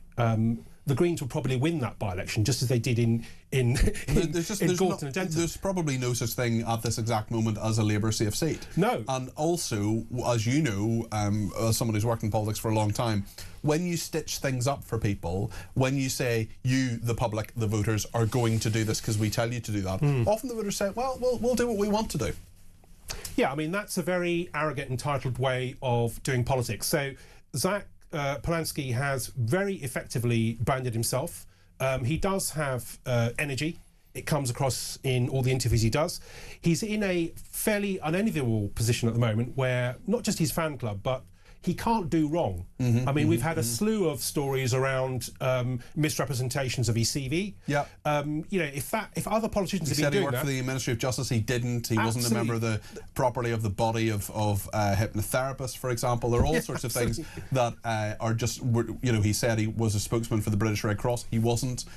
He seems to be reasonably Teflon, although his personal rating did go down a bit. But still, we're in a situation where in England, 587 councillors were elected on Thursday. No, absolutely. I mean, he's in the unenviable situation where he's sufficiently liked and popular that whatever is thrown at him, justifiably, he seems to have survived. And so what we're faced with at the moment is a kind of a model of doing leadership in politics, a model of being Prime Minister. And I can't see where Labour's got to go. Whoever they've put in position, I don't think they'll get Andy Burnham in any event, and if he stood down as Manchester Mayor, the Greens would probably get Manchester Mayoralty as well. So they would lose everything. What they're faced with now is change for the sake of change. But essentially the problem it will come down to is policy differences. And at the moment, unless they outflank the Green Party on the left, which they're unable to do, and they're scared of doing that because they want to retain some semblance of the middle ground, they're going to be looking at, you know, several double-digit losses at the next general election, whenever that comes. So at the moment, all we're doing is postponing the inevitable. So is there any pressure on Zach Polanski at all? Or does he simply say, look, I've led you into this huge, successful election. My strategy is working. I will do whatever I want. Is there any, you know, we said we talk about political Islamism, for example. Is there any pressure on him whatsoever to say, hold on a second, there are some people with seriously questionable views here in your party. Are you actually going to deal with that? His tactics, I would say, are they're deeply populist in the wrong sense. So he's carved out a section of the population of voters who will vote for him, whatever come what may, particularly pro-Palestinian, pro-Gaza, and Muslims. Now, that's working for him, but it's incredibly divisive. It's as divisive, it's actually more divisive than what Reform are doing. Reform are trying to occupy a centre-right position. They're often described as racists, as Islamophobes, but they have also very effectively branded themselves as non-racist, as non-Islamophobic with their spokespersons, for example, Zia Yusuf and also a Muslim candidate for the mayoralty in London as well. So the thing is, it's not going to work. This idea that the electorate are racist because they don't want unfettered, uncontrolled migration, that's not going to work under the spotlight of a general election.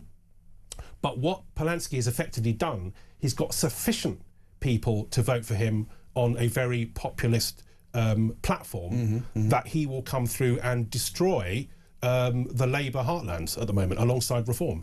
How much do you think the Green Party, how much do you think Zach Polanski is going through the minds of Labour MPs at the moment? 73 of them now, we think. Different media reporting different things. As far as we can work out, it's 73. How much do you think Zach Polanski and the success of not just the Greens, Reform as well, but the Greens are the ones you know the most about, they're going through their mind at the moment thinking, hold on a second, do we need to be more Labour? Do we need to be thinking about the left? Do we need to be thinking about Reform voters on the right? What is your thought on that particular matter? Well, if you look at, I mean, to win Lewisham Council, to turn Lambeth into Nova Control, these are Labour strongholds. To actually, you know, show up in Haringey, you know, in the deputy leader's backyard, he's making all these areas vulnerable. But we've got old school Greens as well, I would suggest, who are doing very well. But it's in Labour, Metropolitan Labour. If we were to take a first past the post election, we're winning on those in the council elections. If we were to take a proportional system like the London Assembly, what we're looking at for the first time in some of these constituencies, we would be winning London Assembly seats and then topping them up. We're looking potentially with having 2 mayors now in London, you know, in possibly being in power in Scotland as well, as part of a de facto confidence and supply or some sort of agreement there. Traditional Labour voters are now flocking not just to join the Green Party, but to vote for the Green Party. They like what they see, they like what they hear. He's presenting himself and the party in a very energetic way with a sense of urgency, and this is, as has been described of Starmer's speech today, this is what he is lacking. This is what Starmer's lacking. It's too little too late. And I'm not sure they've got anybody waiting in the wings who can deliver that. They can find a more left of centre individual, whether it's Rayner. It wouldn't, you know, I don't see who anybody else is. Yes. Burnham can't get back into position. So they've lost that opportunity. They're crumbling before our eyes, and the Greens have very effectively positioned themselves, and they're mopping up the Muslim vote at the same time. Shara, thank you. The Shara Raleigh there, former deputy leader of the Green Party. Lots to think about in all of that. Let's play Nick's voice note before we go to the break. This is what Nick has sent in.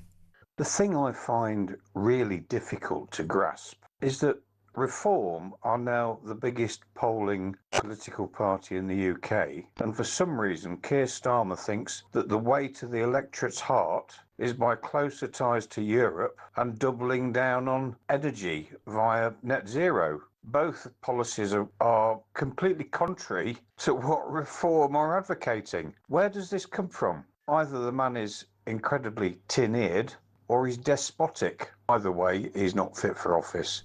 Thank you, Nick. It's great to hear you on the air again, because I know you were someone who sent in voice notes to my weekend shows, and it's great after 2 months on this show that to play another voice note from you. Always a lot of common sense from Nick there, so thank you for that, and thanks to Shara Raleigh as well. In a minute we're going to be speaking to the Labour MP Bill Esterson. He hasn't declared one way or the other. Let's see if we can get an answer out of him as to what he thinks about Starmer. Stay with us here on Talk.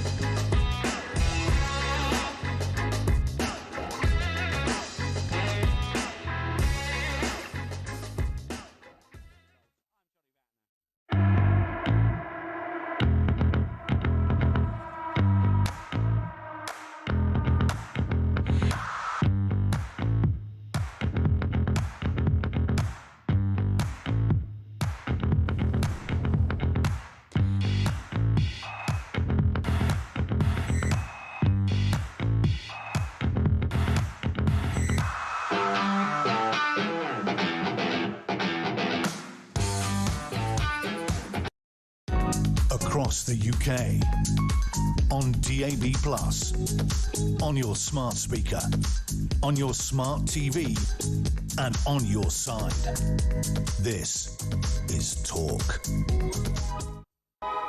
The Press Association now reporting that 80 MPs have signed Catherine West's letter calling for Sir Keir Starmer to set out a timetable for his departure. That's according to the Press Association. We're going to speak to Bill Esterson now, who is a Labour MP. Is he with us? Do we have him on the line? Yes, we have Mr Esterson, who is the Labour MP, of course, for he's chairman actually of the Energy Security and Net Zero Select Committee, so he's a senior Labour MP, and he is the MP for Sefton Central and has been since 2010. Bill, thank you for joining us this evening. Thanks for having me on. What do you make of Catherine West's letter? Or would you sign it? I'm not going to sign Catherine's letter, but it's clear that we're in a very serious situation, and it's very difficult. I completely agree to see how the Prime Minister turns the corner, but I think there is still time for him to do it, however difficult that is. And Wednesday, in his speech in response to the King's speech, I think he's that opportunity. But what he's got to do is demonstrate that he's heard the seriousness of the concerns, that he understands how trust has broken down, not just with the Labour government, but with politics generally. And he's got to demonstrate some confidence in what the government is doing, and that he's got some bold answers to the very difficult situation that the country faces. And there are some clues. There are some clues in places like the Liverpool City region, where in fact Labour retained Sefton Council, where I'm an MP. And there are clues in the Northwest more widely, where we've got good relationships with the private sector, where we've seen regeneration. Greater Manchester, for example, where the city region has the highest growth of any city region in the G7. But is that enough? Is that enough, Bill? I mean, you've just come out of a local election where in England the Prime Minister has presided over a Labour election where they've lost 1,500 seats. 1,500 councillors have gone under his watch. You talk about trust, you talk about those concerns that people have. Surely the opportunity was this morning, and many of my viewers and listeners anyway think that he fluffed it this morning. Do you think this morning was any move towards turning that corner you say that he needs to turn? He said some things this morning. Look, he said things that he said before. It would have been helpful if he'd said a lot more this morning, if he put forward that bold prospectus that I mentioned. If he'd shown how we've listened to the business community. I've had many business people. I mean, I can honestly say, I'm sorry to interrupt you, Bill, but I can honestly say that in the last 3 or 4 minutes, you have given me, as someone who's politically homeless, more reasons to vote Labour than the Prime Minister did in his speech this morning. You have outlined and sold me a number of things, such as the greatest growth for the Manchester City region of any city region in the G7. I didn't know that. The Prime Minister, to my knowledge, has not said that in a public forum that I've seen and heard, and I follow politics pretty closely. So I do wonder if, with the greatest respect to you, Bill, and I know you're a long-serving MP, if you can say in the first few minutes of an interview things that are more convincing than someone who's the leader of your party. What do you think that says about him as a communicator and about him as Prime Minister and the leader of this country? Well, it's very kind of you to say so, Peter. But look, he has a short period of time to turn it round. I think it will be very difficult for him to do so. And if that can't happen, then he's clearly going to, I mean, my view is he either does that or he sets out what the alternative way forward is. But I don't think we're quite at that point yet. But look, I do want to talk about business because it's my background before I was an MP. I think there are clues both in where business is really crying out in sectors like hospitality, which I heard again and again just over many months now actually, and other sectors across the economy, where particularly our smaller businesses need their government to act for them. There are clues there are opportunities for him there in what he says on Wednesday to really turn things around and to show that he's understood and that he's got some answers about how working. But surely it's too late. I mean, Bill, when you have 75 Labour MPs MPs who are calling for Keir Starmer to resign, when you have 80 MPs, according to the Press Association. There'll always obviously be quite a lot of crossover within that. The Press Association reporting 80 MPs that have signed Catherine West's letter. I know you're not one of them. I mean, surely the jig is up here. So again, I think it is very difficult for him to turn it around. And Wednesday, is that opportunity. It would have been better, as you said, if he'd made more progress on his own. Look, I mean, I think he took Nigel Farage on head on over the appalling way that Brexit has failed this country, both on the economy and on immigration. But the voters don't agree with him, Bill. The voters don't agree with him. The voters don't agree with him. You've got almost exactly the same number. You have 1,498 Labour councillors gone. You have 1,452 Reform councillors voted in. I mean, he can say this as often as he wants. He can say Nigel Farage has got it wrong. Nigel Farage is a bad leader. And I know there are 3/4 of the country don't want Nigel Farage to be Prime Minister. But look at the results. The results are there in front of you. Surely the time has come for the Prime Minister to say, I'm not working, this is not working, we've got 3 years to turn this around, maybe someone else should have a chance here. Well, I think he's got to make that case on Wednesday, as I say. But I mean, look, I don't underestimate the scale of the challenge. We clearly lost a lot of seats to Reform. We actually lost most seats to Reform, but we lost more votes to the Greens. So we're getting hit from both sides. We have to address both. So with that in mind, how do you address that? How do you address that? Where you have, I sat in on a webinar today where someone who was dealing with a lot of polling said that the working class, the people who go out to work every day, not people on our benefits, have abandoned Labour largely for Reform UK. You look at the red wall, for example, the blue wall, whatever you call it, that is largely in these elections anyway, where there have been council elections, gone to Reform UK. You look at the Green Party, as you say, have done very, very well. They're up 441. Does Labour go to the left? Does it go to the right? Where does it go?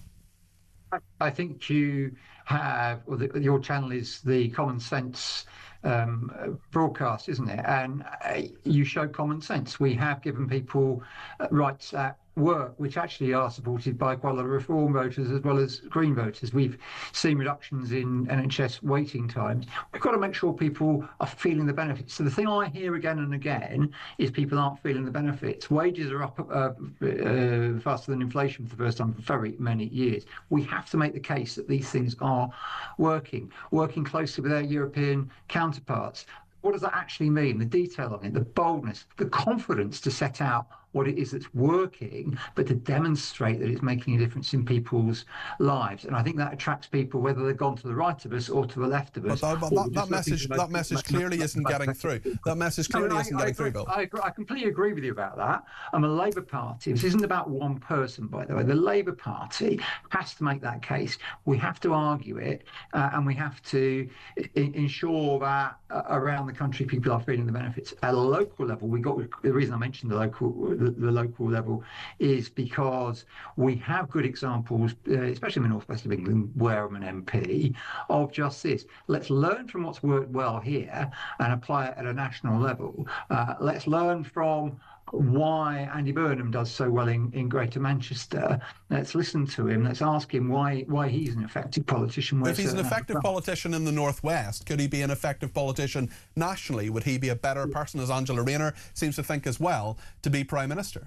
Well, I certainly think he's got a very important role to play in Parliament when he comes back, whenever that is. But at the moment, it's up to Keir Starmer to tell the story, to make the case, to show the confidence that we really are making a difference. What is the reason? What is the reason that you're? I'm not trying to put words in your mouth, Bill, and you're very kindly come on. It's a sticky wicket. It's a tough time to be a Labour MP, and I really appreciate you coming on the programme this evening. You didn't have to, and you've decided to do so, and I appreciate that. What is stopping you from saying, actually, hold on a second, Keir Starmer, you maybe have an opportunity on Wednesday, but actually, it's probably over. What's making you think, actually, maybe we need to give this guy another go? Well, I'm saying he's really has to sort it out because and that it is difficult to see how he turns it around. I'm being pretty upfront about that, and the obvious. Is it possible at this late stage? We're going in a cabinet meeting tomorrow where a lot of journalists are reporting that they're hearing from cabinet ministers that they're going to say time to go, Keir. You've got the King's speech on Wednesday. You've just had a disastrous local election. Surely now is the time to say, actually, I'm going to stay. I'm going to do the stable thing. I'm going to resign as Labour leader. I'm going to stay as Prime Minister until a new Labour leader is elected. At that point, I will hand over to the next Labour leader who will become Prime Minister. I mean, surely there could be what used to be called a stable and orderly transition rather than this chaos at the moment. Well, if he doesn't turn it around quickly, then that undoubtedly is what. How long has he got, Bill? Announcing. Well, I'm not going to be drawn on that. But just to your question, there are good reasons why, in all things being equal, him turning it around is desirable. It's the stability in the economy. We saw with Liz Truss the damage it did, and then after Boris Johnson, and then with Rishi Sunak. Where are we? We haven't seen a Prime Minister who served a full term for quite a long time now. I think it's either 5 or 6 of the last prime ministers. That instability is not doing the country much good either. What do you think the likelihood of Keir Starmer serving a full term is? Well, it's not looking good at the moment, absolutely. And I started with this comment that it looks unlikely that he'll be able to turn it round for very good reason. And we'll see what happens, but. We do have to. But you have a role in that, Bill. You're saying, and I appreciate what you're saying and doing, and you're saying we'll see what happens. But you have a role in that. I mean, you could, in theory, if you wanted to, join these 75 MPs who've called on Starmer to resign, the 80 who've signed the West letter. What do you think they're doing, and why do you think they're doing it? Responding to the same things that I've been hearing for a very long period of time from people who don't feel that they're doing any better, people who are fed up with the mistakes that we made, especially early on in our time in office, people who are not picking up that things are improving because they're not feeling it personally. And of course, if waiting times have come down, but your wait for an appointment has got worse, you're not feeling improvements in the health service. Now, as a party, we've got to make more of this. We've got to be confident in what we've done. We've got to show that we believe in this agenda: workers' rights for people in rented accommodation, being one of the countries at the forefront of addressing the climate crisis and with the energy transition. These are important policies. They are effective. They are working. But we've got to get across why people are benefiting from them. And I think whatever happens, the Labour Party has to take that on board. If you could wave a magic wand and make anybody the next Prime Minister, it can't be Keir Starmer, it can't be Bill Esterson, who would it be? Oh, I thought you were going to include me there for a minute. No, I have enough self-awareness to know. Look, I have to hope that Keir can turn it round, but you can ask me that question if he doesn't. And as I say, I fear that that's possibly where we will end up. If he announces he's going, can we get you back on in another few days' time? If he announces he's going, to see what your views are at that point?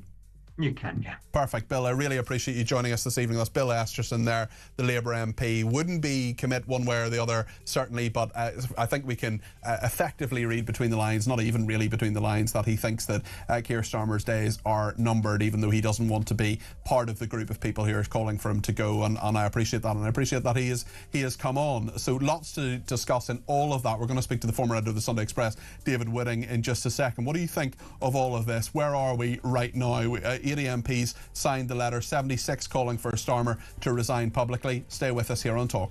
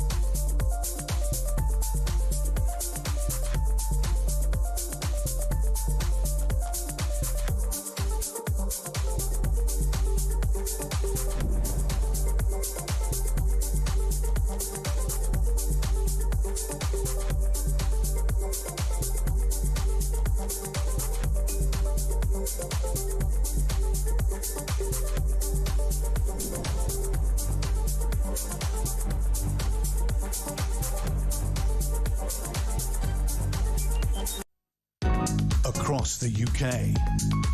On DAB+, on your smart speaker, on your smart TV, and on your side.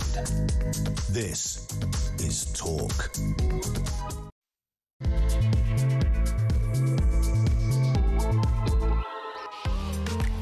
Fascinating evening here at Talk, and indeed throughout the country. It's just gone 9 o'clock and Keir Starmer looks as if he is severely on the ropes. The Times now reporting that Shabana Mahmood, the Home Secretary, has told him to go. That is the Times reporting that, and we know that 80 MPs have signed Catherine West, the MP's letter, calling for Keir Starmer to set out a timetable for his departure. 76 Labour MPs, of course there'll be lots of crossover with that, calling for him to resign. They've said that publicly, and that is separate but related, of course, to the West letter as well. It is a really febrile time in British politics. We're doing the whole show on this one story because Keir Starmer may not be the Prime Minister at this time tomorrow. It'll be interesting to see what happens in Cabinet tomorrow too. We've got lots of really good commentators on, but the greatest commentators are, of course, you at home. I have a lot of people who've given me a ring, and I want to make sure that I get on as many of them as I can. And please add to that number, because we'll take as many calls, texts, tweets and voice notes as we can between now and 10 o'clock. 0344 499 1000 is the number to call. You can text me at 72222 with the word talk in your text. You can tweet me at talkTV, follow me at Peter Cardwell. You can send me a voice note, send me a WhatsApp text message, or give me a ring on the main number 0344 499 1000. We'll speak to the former editor of the Sunday Express in just a second, and we'll reflect as well on what Bill Esterson was saying there, the Labour MP, who seemed pretty close but not quite close enough to saying that Keir Starmer should go. Lots to report. Stay with us here on Talk. And yeah, I'm just looking on my screen now. That is Stephen Swinford, the political editor of the Times. He is the #1 political journalist in this country who I trust. If he says it, it's happening. Sir Keir Starmer has been told by Shabana Mahmood and other senior cabinet ministers to consider setting out a timetable for his departure from Number 10. The Times has been told that the Home Secretary is one of at least 3 cabinet ministers to suggest that the Prime Minister needs to consider his position. Starmer will be told by ministers of cabinet tomorrow that his position is increasingly unsustainable given the strength of feeling among Labour MPs. Wes Streeting is preparing to mount a bid for Number 10 after more than 70 Labour MPs publicly called for the Prime Minister to stand down. That is Stephen Swinford, the political editor of the Times, who is saying that. And listen, when Steve Swinford says something, it is the case. Let's have a look at what Keir Starmer said remarkably only this morning about getting the political choices right at this significant speech. It could well be his last speech as Prime Minister. Let's have a look. The Labour case, that only Labour values and Labour policies can ensure our country not only weathers these storms, but emerges stronger and fairer. And the Labour case, that neither Nigel Farage nor Zach Palansky offers our country the serious progressive leadership that these times demand. Of course, like every government, we've made mistakes. But we got the big political choices right.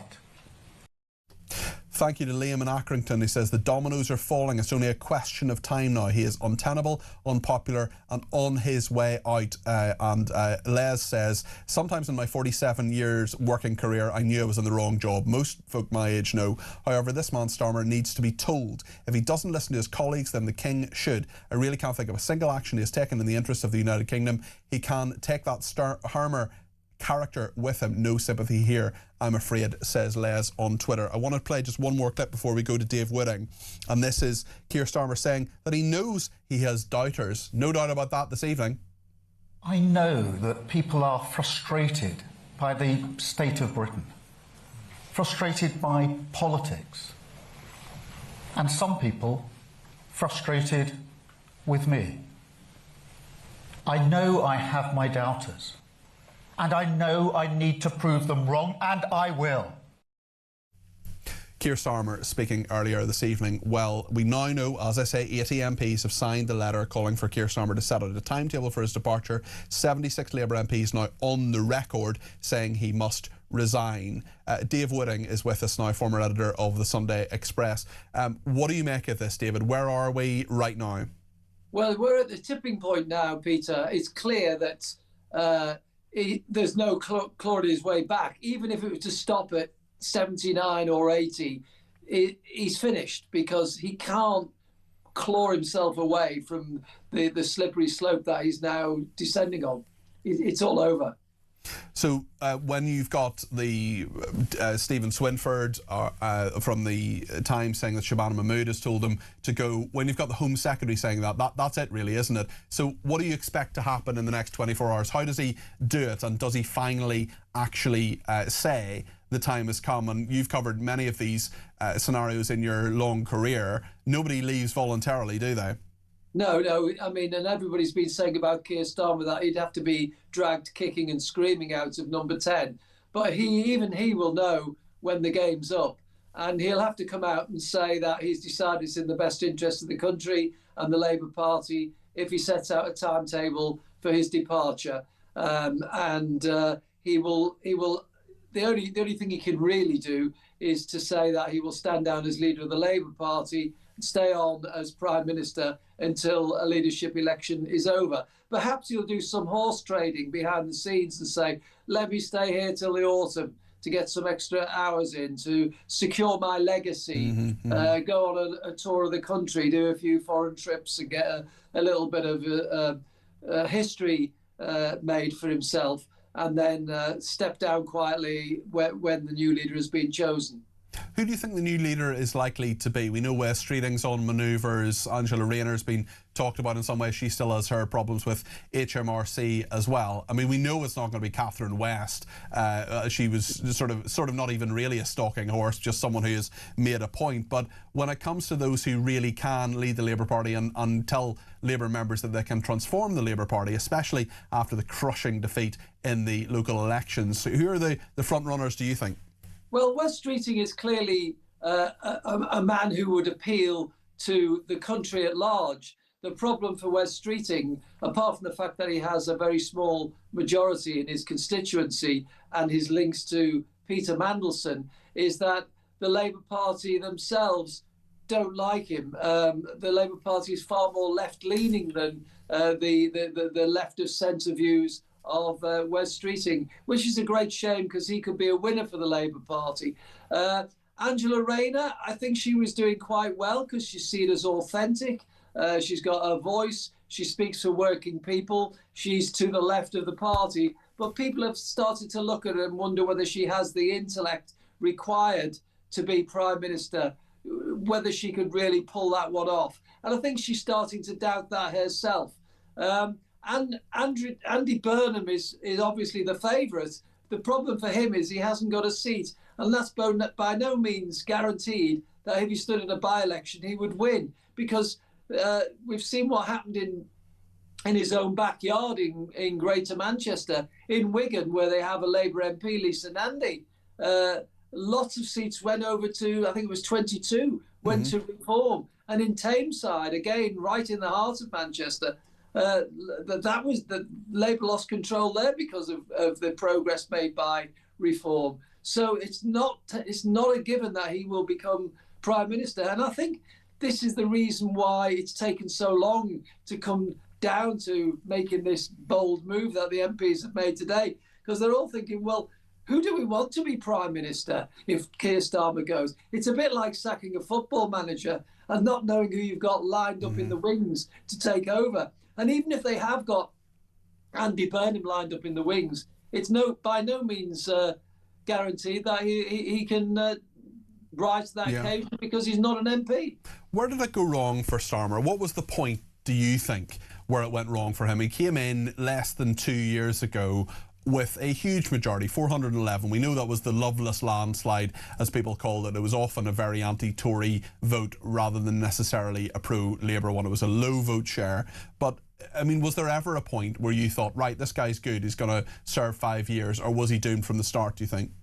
He was the right man. It was the man in the right place at the right time. He was there when the Conservatives were disintegrating. They'd had 3 or 4 prime ministers in a short period of time. It was limping from one chaos to another. Not all of the Conservatives' own making, I must add, because they had the COVID pandemic, which put debt up rapidly and led to all sorts of complications. Whatever Boris Johnson had done during COVID, he would have been criticised for. He was criticised for being too severe in the lockdown, and on the other hand, people who lost loved ones in COVID would blame him for not locking down hard enough. So he's on a hiding to nothing on that, and the debts mounted as a result of all the payments that were made out for people who weren't working in the furlough, and so that was always going to happen.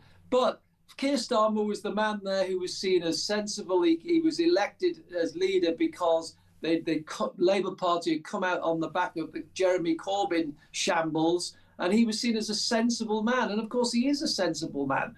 And he came in there, but he's got no political vision. Tony Blair, when he came in 1997, told us where he was taking us, and whether you agree with that or not, he had a vision. He knew what he wanted to do with the country, and people bought into that. Keir Starmer didn't, because he sacked his chief of staff after a few weeks because she hadn't come up with his programme for the first 100 days. And then he sacked all these other people because things are going wrong, because he doesn't really have a political viewpoint. I don't think he knows what he stands for. And as a result of that, when it suddenly dawned on people that not only did he not have a political vision, he didn't have the competence which we thought he had. He didn't have the managerial skills which we thought he had. And they talked about the grown-ups taking over government again, and it was clear that they hadn't. And that's when it all started to go wrong for him.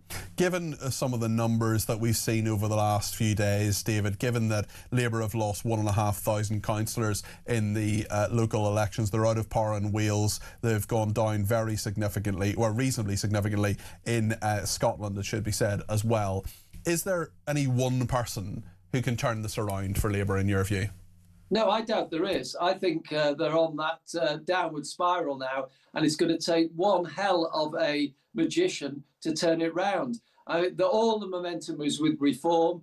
Kemi Badenoch even is starting to look like the real thing. She's had a fantastic campaign, despite the fact that the Tories were hammered themselves. She's closed that gap with reform, only by a couple of points, but nevertheless she's making progress. The Greens have been exposed for what they stand for, but the problem for Labour is that people have had Labour for 2 years, and they say, well, they're no better than the Tories. Yeah. And I think a lot of these people who've moved over to reform, working class people, are saying, well, why not give them a chance? David, thank you. That's Dave Wooding there, who is former editor of the Sunday Express. Really appreciate you joining us on the programme. Nick in Loughborough says Keir Starmer is now showing his true colours. For a man who would limp on as a completely lame duck as he now is, would sooner impose on the nation the chaos that this presents than give up his first-class car on the gravy train. Not the man of service he purports to be, but a man who serves himself. I put a tenner on Mahmoud to become leader, says Michelle. Justin in Hove says, loving the show. Starmer said this morning he won't resign or walk away. Could this be his last U-turn? Very interesting point there. Sue says, Starmer talked about progressive politics. Every time I hear that now, it scares the living daylights out of me. We're very clearly regressing back to the 70s. Furthermore, he supports and protects political Islam that believes in first cousin marriage, FGM, that wife beating is acceptable, women are second-class citizens with no rights, Jewish people being persecuted as if they're living in 1930s Germany. Well, I'm sure, Suze, that Keir Starmer would say that he doesn't support that, but you're, of course, entitled to your view. There is nothing progressive about this government. We are going backwards in every way, says Suze. Joel says, if Starmer does step down, can we have a thing like we did during COVID, when people bang their pots and pans on the doorsteps to celebrate his departure? Dan says, please remind MPs that they did not make mistakes, they made choices. They're already trying to cover up, they made active decisions. Peter says Labour should be concentrating on this country, not Europe. Leslie says, how will the King's speech improve things for Starmer when he is breaking trust on Brexit? Bob says, what happens to the 81 signatures? Explain, please. Well, Bob, nothing, actually, with the 81 signatures that are there at the moment. So about 80, we think, have signed Catherine West's letter. 76 have now said publicly they want Keir Starmer to resign, but it's only if 81 people publicly back one particular candidate. So they're not backing Catherine West, they're simply signing her letter. If 81 people, Bob, came out and said, right, we want West Streeting or Angela Rayner or whoever who happens to be an MP, that doesn't include Andy Burnham because he's not an MP, comes out and says, we are backing this person publicly and we want him or her to challenge Keir Starmer, well, that would be different. But we're not there just yet. There is no clear person who would be standing against Keir Starmer. So, Bob, if we get to 81 signing the letter, that actually doesn't really mean very much. It just means that he's under a huge amount of pressure. Chris in Newbury says, tell your business specialist MP he and the Labour Party are clueless. My 19-year-old daughter just had her minimum wage rise for a major high street chain. All the store staff hours have been cut. Labour is economically illiterate. Another person says, what must the people of Manchester think about Burnham willing to sell them out? Another person says, the Green chappie you had on, Shara Ali,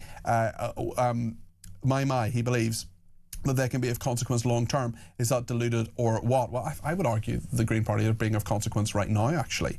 Leslie says some who voted Labour were only around 15 when Labour were last in power. Now in their 30s, they see what a Labour government brings. They won't vote for them again. And another person says, I think wherever Burnham stands, voter will come out to ensure he doesn't win. Michelle's been in touch and says, bless Bill Esterton for coming on. Brave man, seems like his heart is in the right place. But Starmer leaving is a bad idea. I know everyone hates him, blah, blah, blah. He's cold and hates us too. However, he's not calling the shots, and there are worse people waiting in the wings. We as a people have had enough breaking, really. Just imagine Sadiq Khan as Prime Minister. The country would be finished. We need to keep this joker in, but he needs to be held to account by the people, says Michelle. We'll take many more calls, text, tweets and voice notes. Plenty more coming up in the next 42 minutes as this situation unfolds, and we will bring you the latest three MPs, Sarah Hall, Matt Bishop and Maureen Burke, all signing the letter saying that Starmer should go. So much to report on, so much to discuss here on Talk. Get your call in, let us know your thoughts, 0344 499 1000. Stay with us.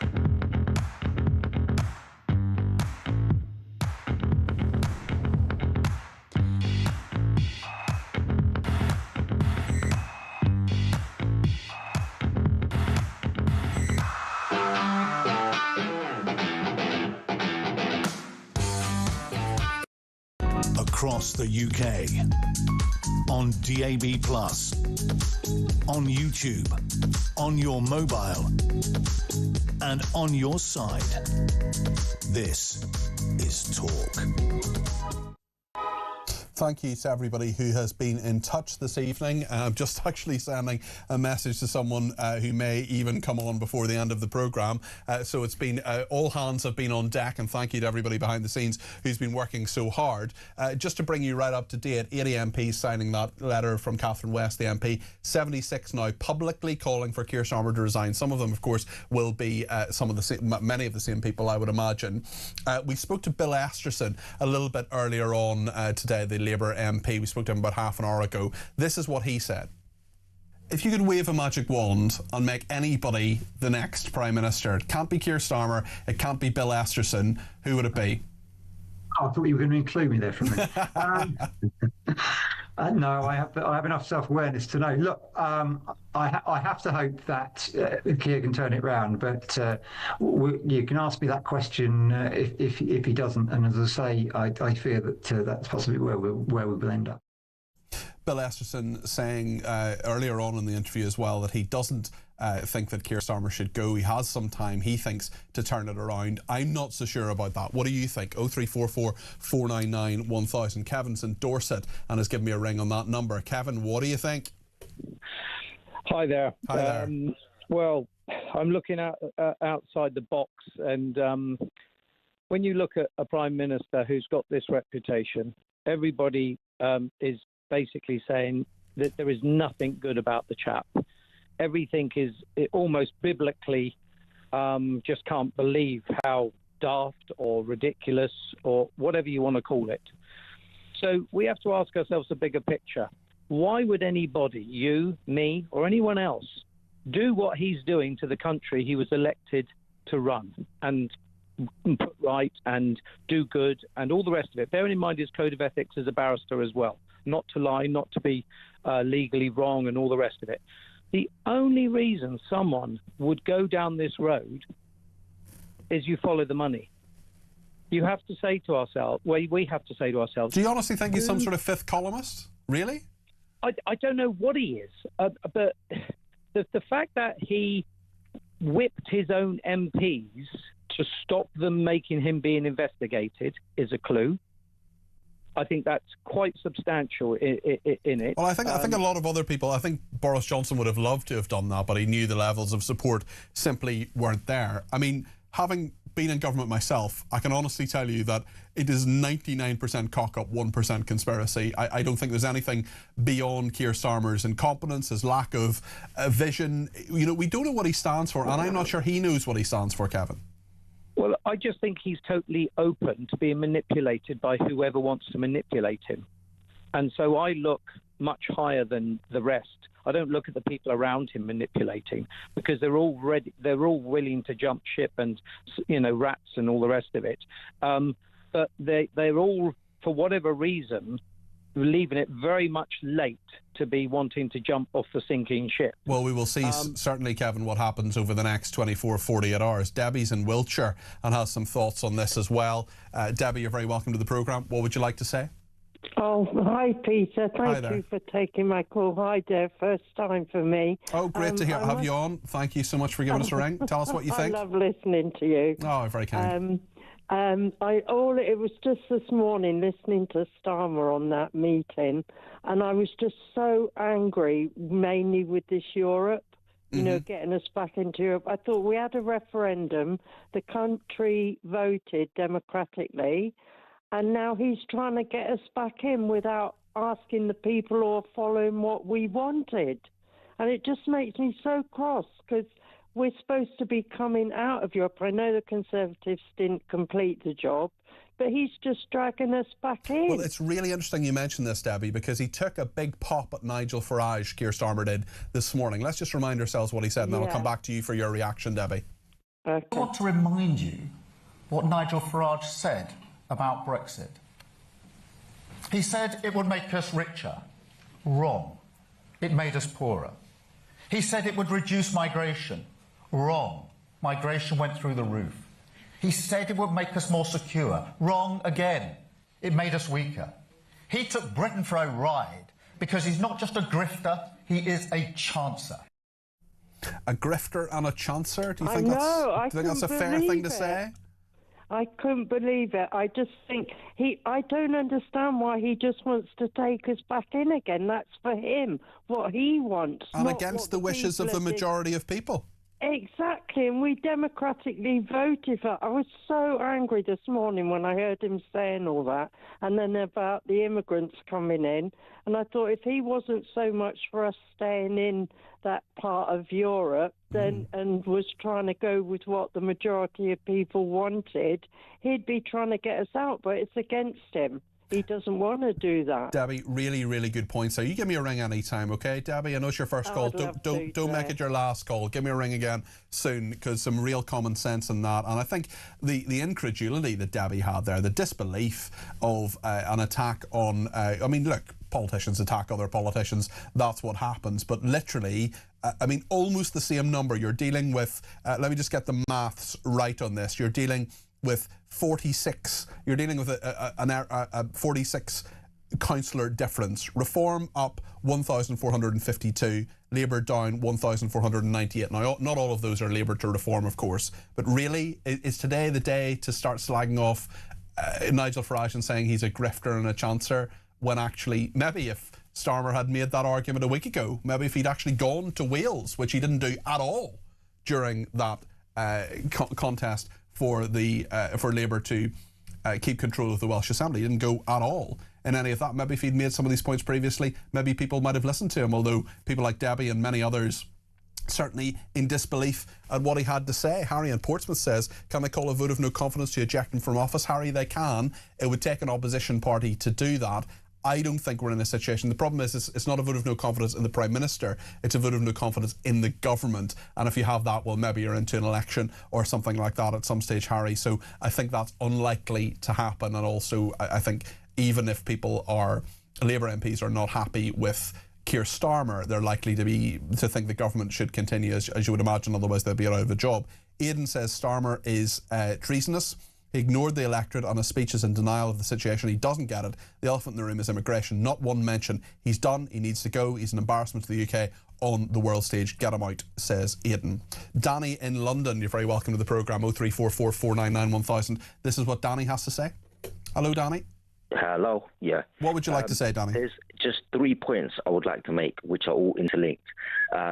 First of all, Keir Starmer stood on being a true-hearted Labour person, but he said he would put the people over the party. Yep. But what he has actually done is put himself over the people and neglected his own party. I mean, I think he is somebody who has never really had any power, and now he has the ultimate power around the country, and he can't let it go. They often don't know what to do with it, Danny. Then they get it, and they don't want to let it go, even though they don't really have a plan. I mean, I saw that in my own time in politics. I saw people who had worked and worked and worked to get to high office, and then they just hadn't a clue what they wanted to do when they got there. And I think Keir Starmer might be one of those people. Ambition is there, but when you finally reach the destination, there's no plan. I mean, I cannot back Keir Starmer anymore. I mean, it's not about him, the Labour Party, him resigning and someone taking over. We need a general election. And when you really analyse the cost and the benefit, the best thing to do is hold a general... I'm sure many people would agree with you, Danny, but we're in a situation where that happened less than 2 years ago. The country said that 411 MPs were to be elected. If they get a new leader, surely that still stands. There'll be lots of people saying, why you ask me again? I told you less than 2 years ago. Yeah, that's just not true. I mean, you can obviously see how the votes went in the local elections, and but that wasn't for MPs. That wasn't all of England. You know, I totally get what you're saying. I totally understand that you're saying maybe another general election. But at what point do we say actually we've got to have some sort of stability here? Well, I mean, I very much doubt you can have stability when you ban speakers from coming from different countries to participate in the United Kingdom rally. I know that's a matter that a lot of people are very concerned about, Danny, but I don't really understand what it's got to do with Keir Starmer. Well, I'm just telling you, his speech today, he mentioned this rally. And it's it's confusing, to say it politely, that people can come on boats, no checks, no nothing, given X, Y, and Z. Yeah. However, people who speak, say, a different narrative, are banned, and this has happened. Especially when you look at those hate marches when it comes to the pro-Palestinian cause, there are a lot of people who should be banned from those. Danny, very, very interesting, and we will of course cover the United Kingdom march when it happens in a couple of weeks' time. Thank you for that, Danny, appreciate that. Lots more to come up on the programme. We'll be speaking to Ryan Saby in a second. He's Deputy Political Editor and Economics Editor of The Sun. We'll hear from you as well before 10 o'clock, so keep your calls coming in. Danny had a great call, as did many other people here. They're always good to hear from you, and especially tonight when there's so much to talk about. 0344 499 1000. Stay with us.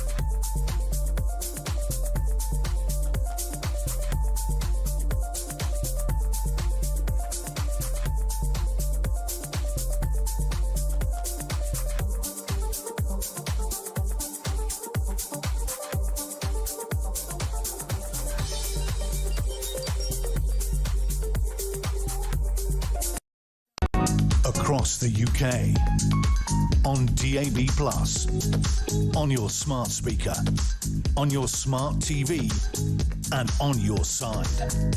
This is Talk. Lots to discuss. In fact, I'm just texting various people we may even have another guest on before the end of the programme after Ryan Saby, who is with us now, Deputy Political Editor of The Sun. Ryan, thank you for joining us. How are you doing? Very well, Peter. You well? Yes, indeed. Nice quiet day. I see you've got Keir Starmer, the biography behind you with Tom Bauer there has written that. Do you think he'll maybe need to update it before too long? Yeah, I think if that paperback version's not out already, it soon will be. Yeah, absolutely. And what do you think that new chapter might contain? Well, I think it's going to cover what we've seen today. I mean, absolutely extraordinary events. I mean, if you just go back to the end of last week, we saw those local elections, those disappointing results for Labour, and the speech that he was going to set out today was almost going to be kind of moulded in that sort of reset sort of framework. But as the weekend went on and there was more and more noise, then we had Catherine West come forward saying that she was prepared to take a challenge, to challenge Sir Keir Starmer. You just felt things were moving quite quickly. And then there was so much emphasis and so much pressure on Sir Keir and this make or break speech that he really had to deliver and deliver big policies. He had to sort of please his party, take his party with him. But you just felt that it was never going to be enough. And that you saw what the MPs and the ministerial aides, and now what we see tonight, the cabinet ministers have said. And they only reacted in one way to that speech because it didn't come up with anything new. And he really was in trouble. An hour or so after that speech, you just felt and you saw those MPs saying that he's got to set out a timetable. He's got to set out how when he resigns. And then tonight, we've seen the cabinet ministers go over the top and actually say that, he's got to go. Because just one thing, Peter, on that is that you've got that cabinet meeting tomorrow morning. Yes. How could he take that tomorrow in the normal way, knowing... Well, so much of this week is is anything but normal. You're coming back after really bad local elections. You got a speech today that was bizarre. You've got a cabinet meeting tomorrow, and that usually happens anyway on a Tuesday. That's not different. But then you've got a King's speech on Wednesday. So we could, in theory, I don't want to get too far ahead of ourselves here, but we could, in theory, have a King's speech announcing bills that have been there for some time and all agreed and sewn up and all the rest of it for a sort of Starmer next session of Parliament. But he might have said, say, tomorrow, in theory, by the way, I'm going, guys. Yeah, I think there's a very, very good chance. Just been talking to our team about this, and what you normally have in a situation like this where you've got, the best part of 100 MPs, cabinet ministers saying that you should go. It wouldn't surprise me if he tells his cabinet tomorrow morning that, he's seen the writing on the wall and he'll set out a timetable. And you may well have some kind of speech in Downing Street or some kind of words from the Prime Minister to say that he's going to go. But as you say, you've got that King's speech on Wednesday. I mean, this really puts the King in a really, really difficult Well, that's position. what I was going to ask you about, because they want to stay as far away from politics as possible. Yes, constitutionally, the King has a very important role. The speech, as we know, is written by the government, but the King has to stay totally impartial, risking getting drawn into this. Yeah, that's right. And, throughout that King's speech, it doesn't last too long, but it's full of my government will do, my government will set out. All of that. It's going to look really, really strange when you have the Prime Minister stood, not too far away, knowing that he's probably, or I guess he's just not going to be there for too much longer. So it's really, really difficult for the royal family. I can't think of a situation in the hundreds and hundreds of years where this has actually happened. Yeah, it is bizarre. I just have a message from Mary, who's a regular viewer of the show, who says Starmer's pathetic speech today showed once again how woefully out of touch he is. Every time he attacks Farage, tens of thousands more votes flow to reform. It's also very telling that his close advisors allow him to keep digging his own grave. His worst enemies have always been within, says Mary in County Down. I wonder if you agree with that. Yeah, I think a couple of things on that, the sort of enemies from within. I think what's happened is over the past 6 months or so, a lot of his top aides, including Morgan McSweeney, his former chief of staff, have gone. And it just feels like there's been a lack of grip, a lack of direction. I mean, this Prime Minister didn't have very much of that anyway. It was kind of led by others, a lot of the time. So it's been a pretty difficult situation for him. And what's your first point, Peter? Sorry? Mary made the point about how woefully out of touch he is every time he attacks Farage. Tens of thousands more votes flow to reform. Just before you answer that, actually, let's see this clip of how Keir Starmer attacked Nigel Farage this morning. I want to remind you what Nigel Farage said about Brexit. He said it would make us richer. Wrong. It made us poorer. He said it would reduce migration. Wrong. Migration went through the roof. He said it would make us more secure. Wrong again. It made us weaker. He took Britain for a ride because he's not just a grifter, he is a chancer. A grifter and a chancer. I mean, is that the right rhetoric to be saying to a country that said almost the same numbers? 1,498 Labour councillors gone, 1,452 Reform councillors up. Ryan, we're in a... Now, they're not all like for like and they've moved around all over the place, but clearly we have a country that the message from Nigel Farage is getting through. Was that the right thing to do today, to attack him? And if he really wanted to attack him, maybe he could have done it before in Wales last week, but he didn't go there at all during that campaign. Yeah, I thought it was odd tactics from Labour and Sir Keir this morning.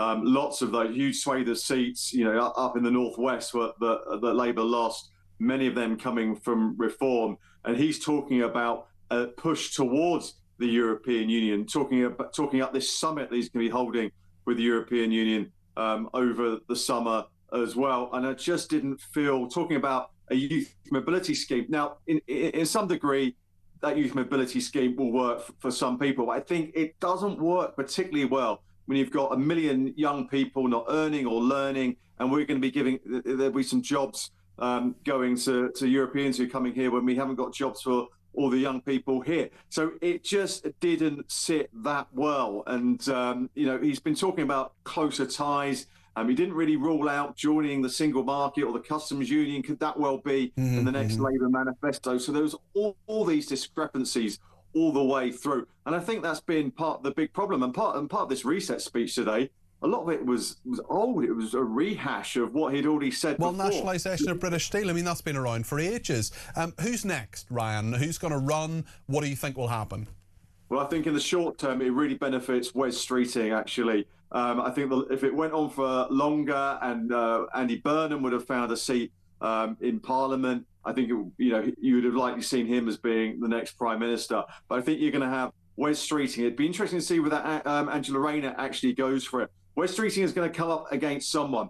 Could it be that on that soft left of the Labour Party, someone like Ed Miliband actually stands? There's been lots of talk about him really fancying another chance as well. But also a few outsiders. Al Khan's the Defence Minister.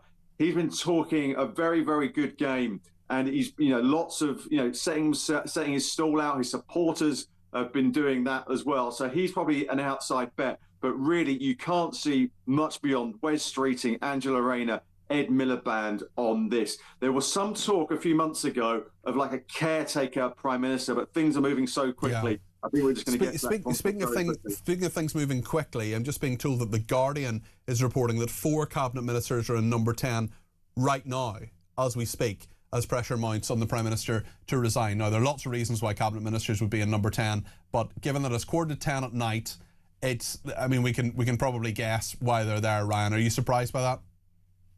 Well, I think as we say that things have moved really quickly today. I think I'm not surprised. I think this will be trying to set out a timetable for the Prime Minister to stand down, trying to set out a timetable for that leadership contest.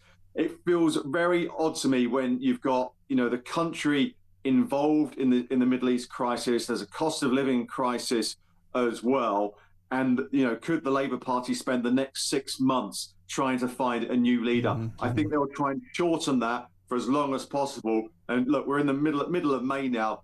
If Labour really want to get on with this, they really should have a leader in time for the summer recess towards the end of July. There is no reason why this could not be all sewn up in a month or 6 weeks or so. Ryan, always good to talk to you. No doubt we'll talk more over the next few days. Ryan Sabey there, Deputy Political Editor at The Sun. Brian says, my fear is before Starmer goes, he will shackle us to the EU, in which the next government, probably Reform, will find it nearly impossible to escape. The man is so arrogant. Michelle says, there was the reality. You even said it. They're just worried about their jobs, not us, the people. Surely they shouldn't be allowed to hold our lives, our short lives, in their hands like this. They're ruining it for so many. We only get one life. The gentleman caller who was questioning the system live on air was interesting. I wanted to hear more, says Michelle. And Phil says, I thought Starmer, with his legal training, would, if nothing else, have clamped down on crime. However, he has failed. When people break the law or enter the country illegally, he has turned a blind eye. Is this to keep his lawyer mates happy because they are the only people making money from it? I feel sorry for his wife and children. How must they feel?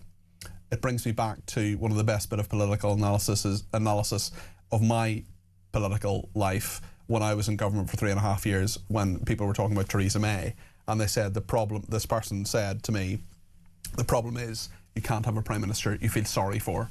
There are people who hate the Prime Minister, there are people who want him to go, and there are people who are feeling sorry for him this evening. Neither of those things is good politically, let me tell you. So it'll be fascinating to see what happens in the next 24 hours. We're going to take your calls next here on Talk. Stay with us.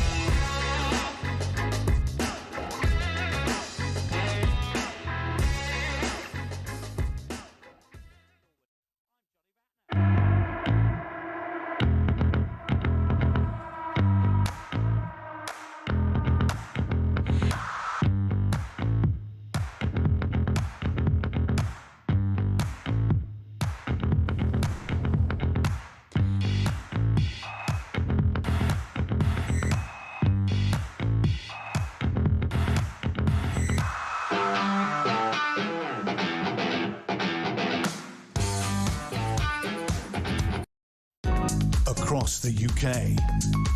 On DAB+, on your smart speaker, on your smart TV, and on your side. This is Talk. Thank you to Phil. He says you listen to Starmer and he speaks as if he's in court trying to build a defence. I'm glad he's not defending me.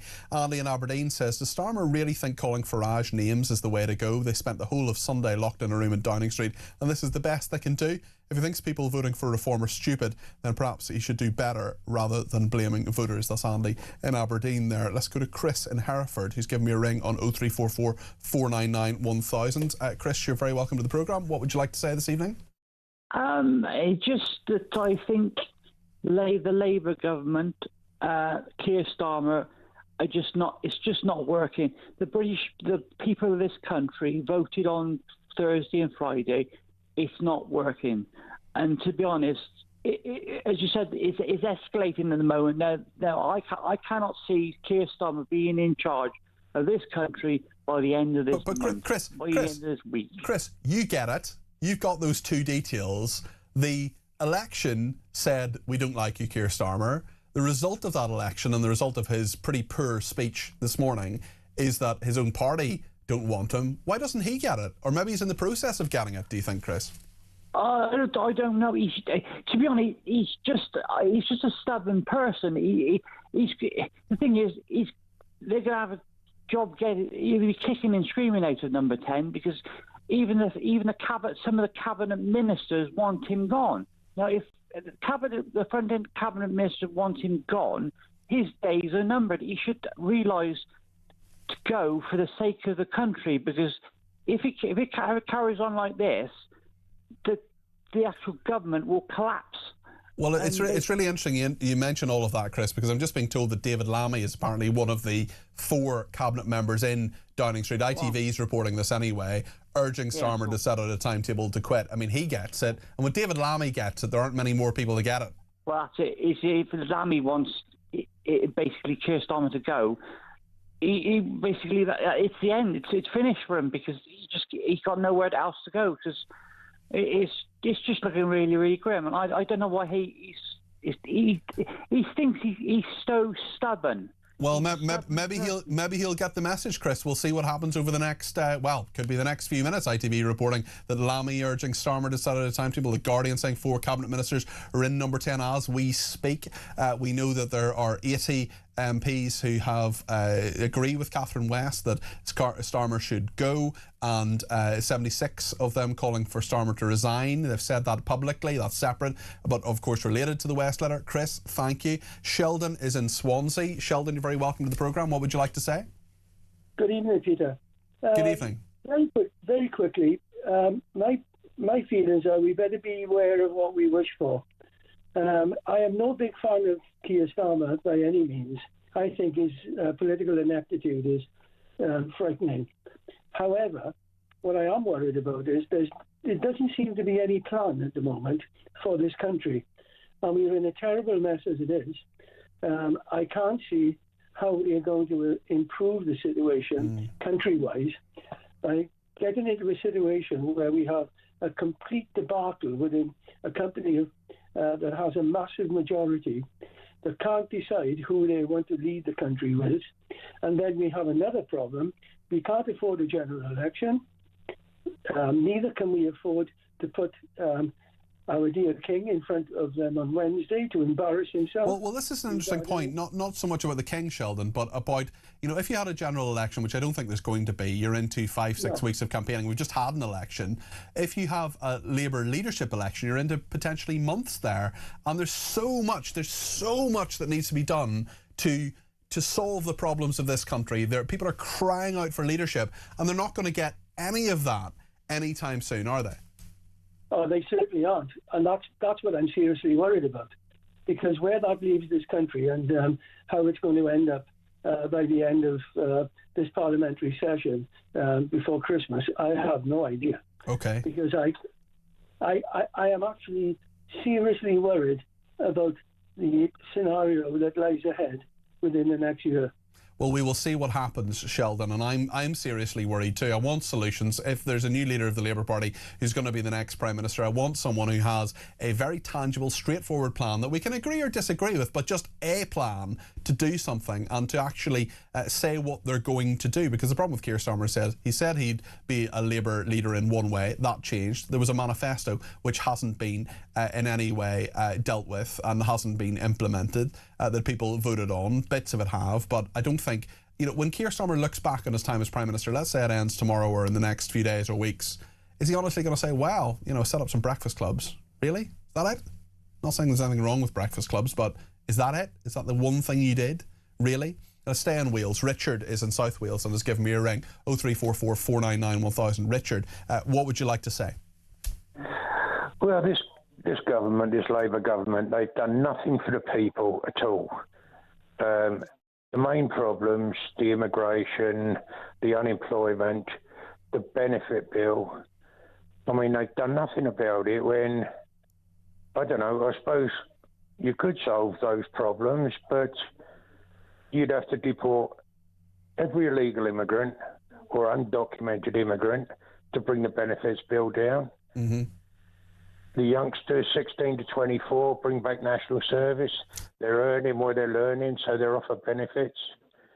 And it also brings down the people out of work. Yeah. And what's more now, I think it's gone so bad with this government, they've embarrassed this country throughout the world. I believe it's time the King stepped in now. I know he's got powers, and they've not been used. Well, it'll be very, very difficult for him to do so, Richard. But I think I think what you're saying there shows the worry, the desperation, the crying out for leadership that people have at this exact moment. Richard, thank you for your call. That's Richard in South Wales. Sorry to people who didn't get on, and I know there are a lot of people who wanted to get on who could not, and I apologise for that. Every now and again on this show, we're going to do something called Cardwell's Conclusion, where I just sum up where this situation is. And if you're watching, you can see the light, the lamp light that is above the 10 Downing Street door today. And right now, actually, there's a live shot that we're showing on the screen at the moment. What we think is that there are 4 cabinet ministers, possibly including the Deputy Prime Minister, David Lammy, who are behind that door right now, who are talking to Keir Starmer and telling him to go, or at least consider his future, at least a timetable to go. What is absolutely clear from the guests that I've spoken to, from the callers who have called in, from the texters, from the tweeters, is that this is a country and a Labour Party crying out for leadership. We haven't got leadership. There's some bits of it coming from Farage, there's some bits of it coming from Kemi Badenoch. Many people believe Zach Polanski as well. From Labour, there doesn't seem to be any. There seems to be confusion, backbiting. There seems to be a lot of times when people say, give us some direction, tell us something that you're doing, tell us anything that you want to do, give us a plan. This morning was a perfect opportunity for the Prime Minister to say, look guys, I get it, this isn't good enough. Did he honestly think that talking about bring British steel under national control, which has been something that's been around for ages, was honestly a game changer? This is Cardwell's conclusion, but I think it may well be the conclusion of Keir Starmer's political career in the next 24 to 48 hours. It'll be fascinating to see what happens. Tomorrow night, we'll be in a position at 7 o'clock where I think the paradigm will have shifted. Lots more to come tonight, though, and Petri Hoskin is with me now. I don't imagine your running order has possibly shifted a little bit this evening. Just a little bit. I just want to say, Keir today, gone tomorrow. I like it. Thank you very much. I stole it from a paper. Good. I'm going to be honest. Starmageddon. Starmageddon. Yeah, I mean, I watched that speech this morning. Lucky you. So underwhelming. I mean, do you know what really annoyed me? Was the shirt with the rolled up sleeves. He's done that before, so though. Trite. It was on the Labour manifesto where they simply had stupid. They simply had change and a picture of him with rolled up sleeves. Honestly, it's just like you're taking us for mugs. Anyway, of course we're going to be looking at Starmer. So it's quietening down now. Obviously, we aren't expecting anything else. Although 4 cabinet ministers are number 10 at the moment, so who knows? You never know. But we'll keep. Obviously, we're going to keep an eye. We're also keeping an eye on the hantavirus because a lot of people are very concerned about that. It's absolutely fascinating. Everyone's going, it's a low risk. Low risk. We're all going. I think there's more chance of Keir Starmer stepping down tomorrow. I think that's what's going to happen. Than you getting the hantavirus. Do you think that it's got to be a timetable? It'll be September-ish, won't it, before he goes? If he can get away with that. I mean, it depends how long a Labour leadership election takes, because he would step down as Labour leader rather than as Prime Minister. He stay on, have this sort of lame duck period. Yeah, I just think that they're not ready yet. I just think the party isn't ready yet. And if they want to bring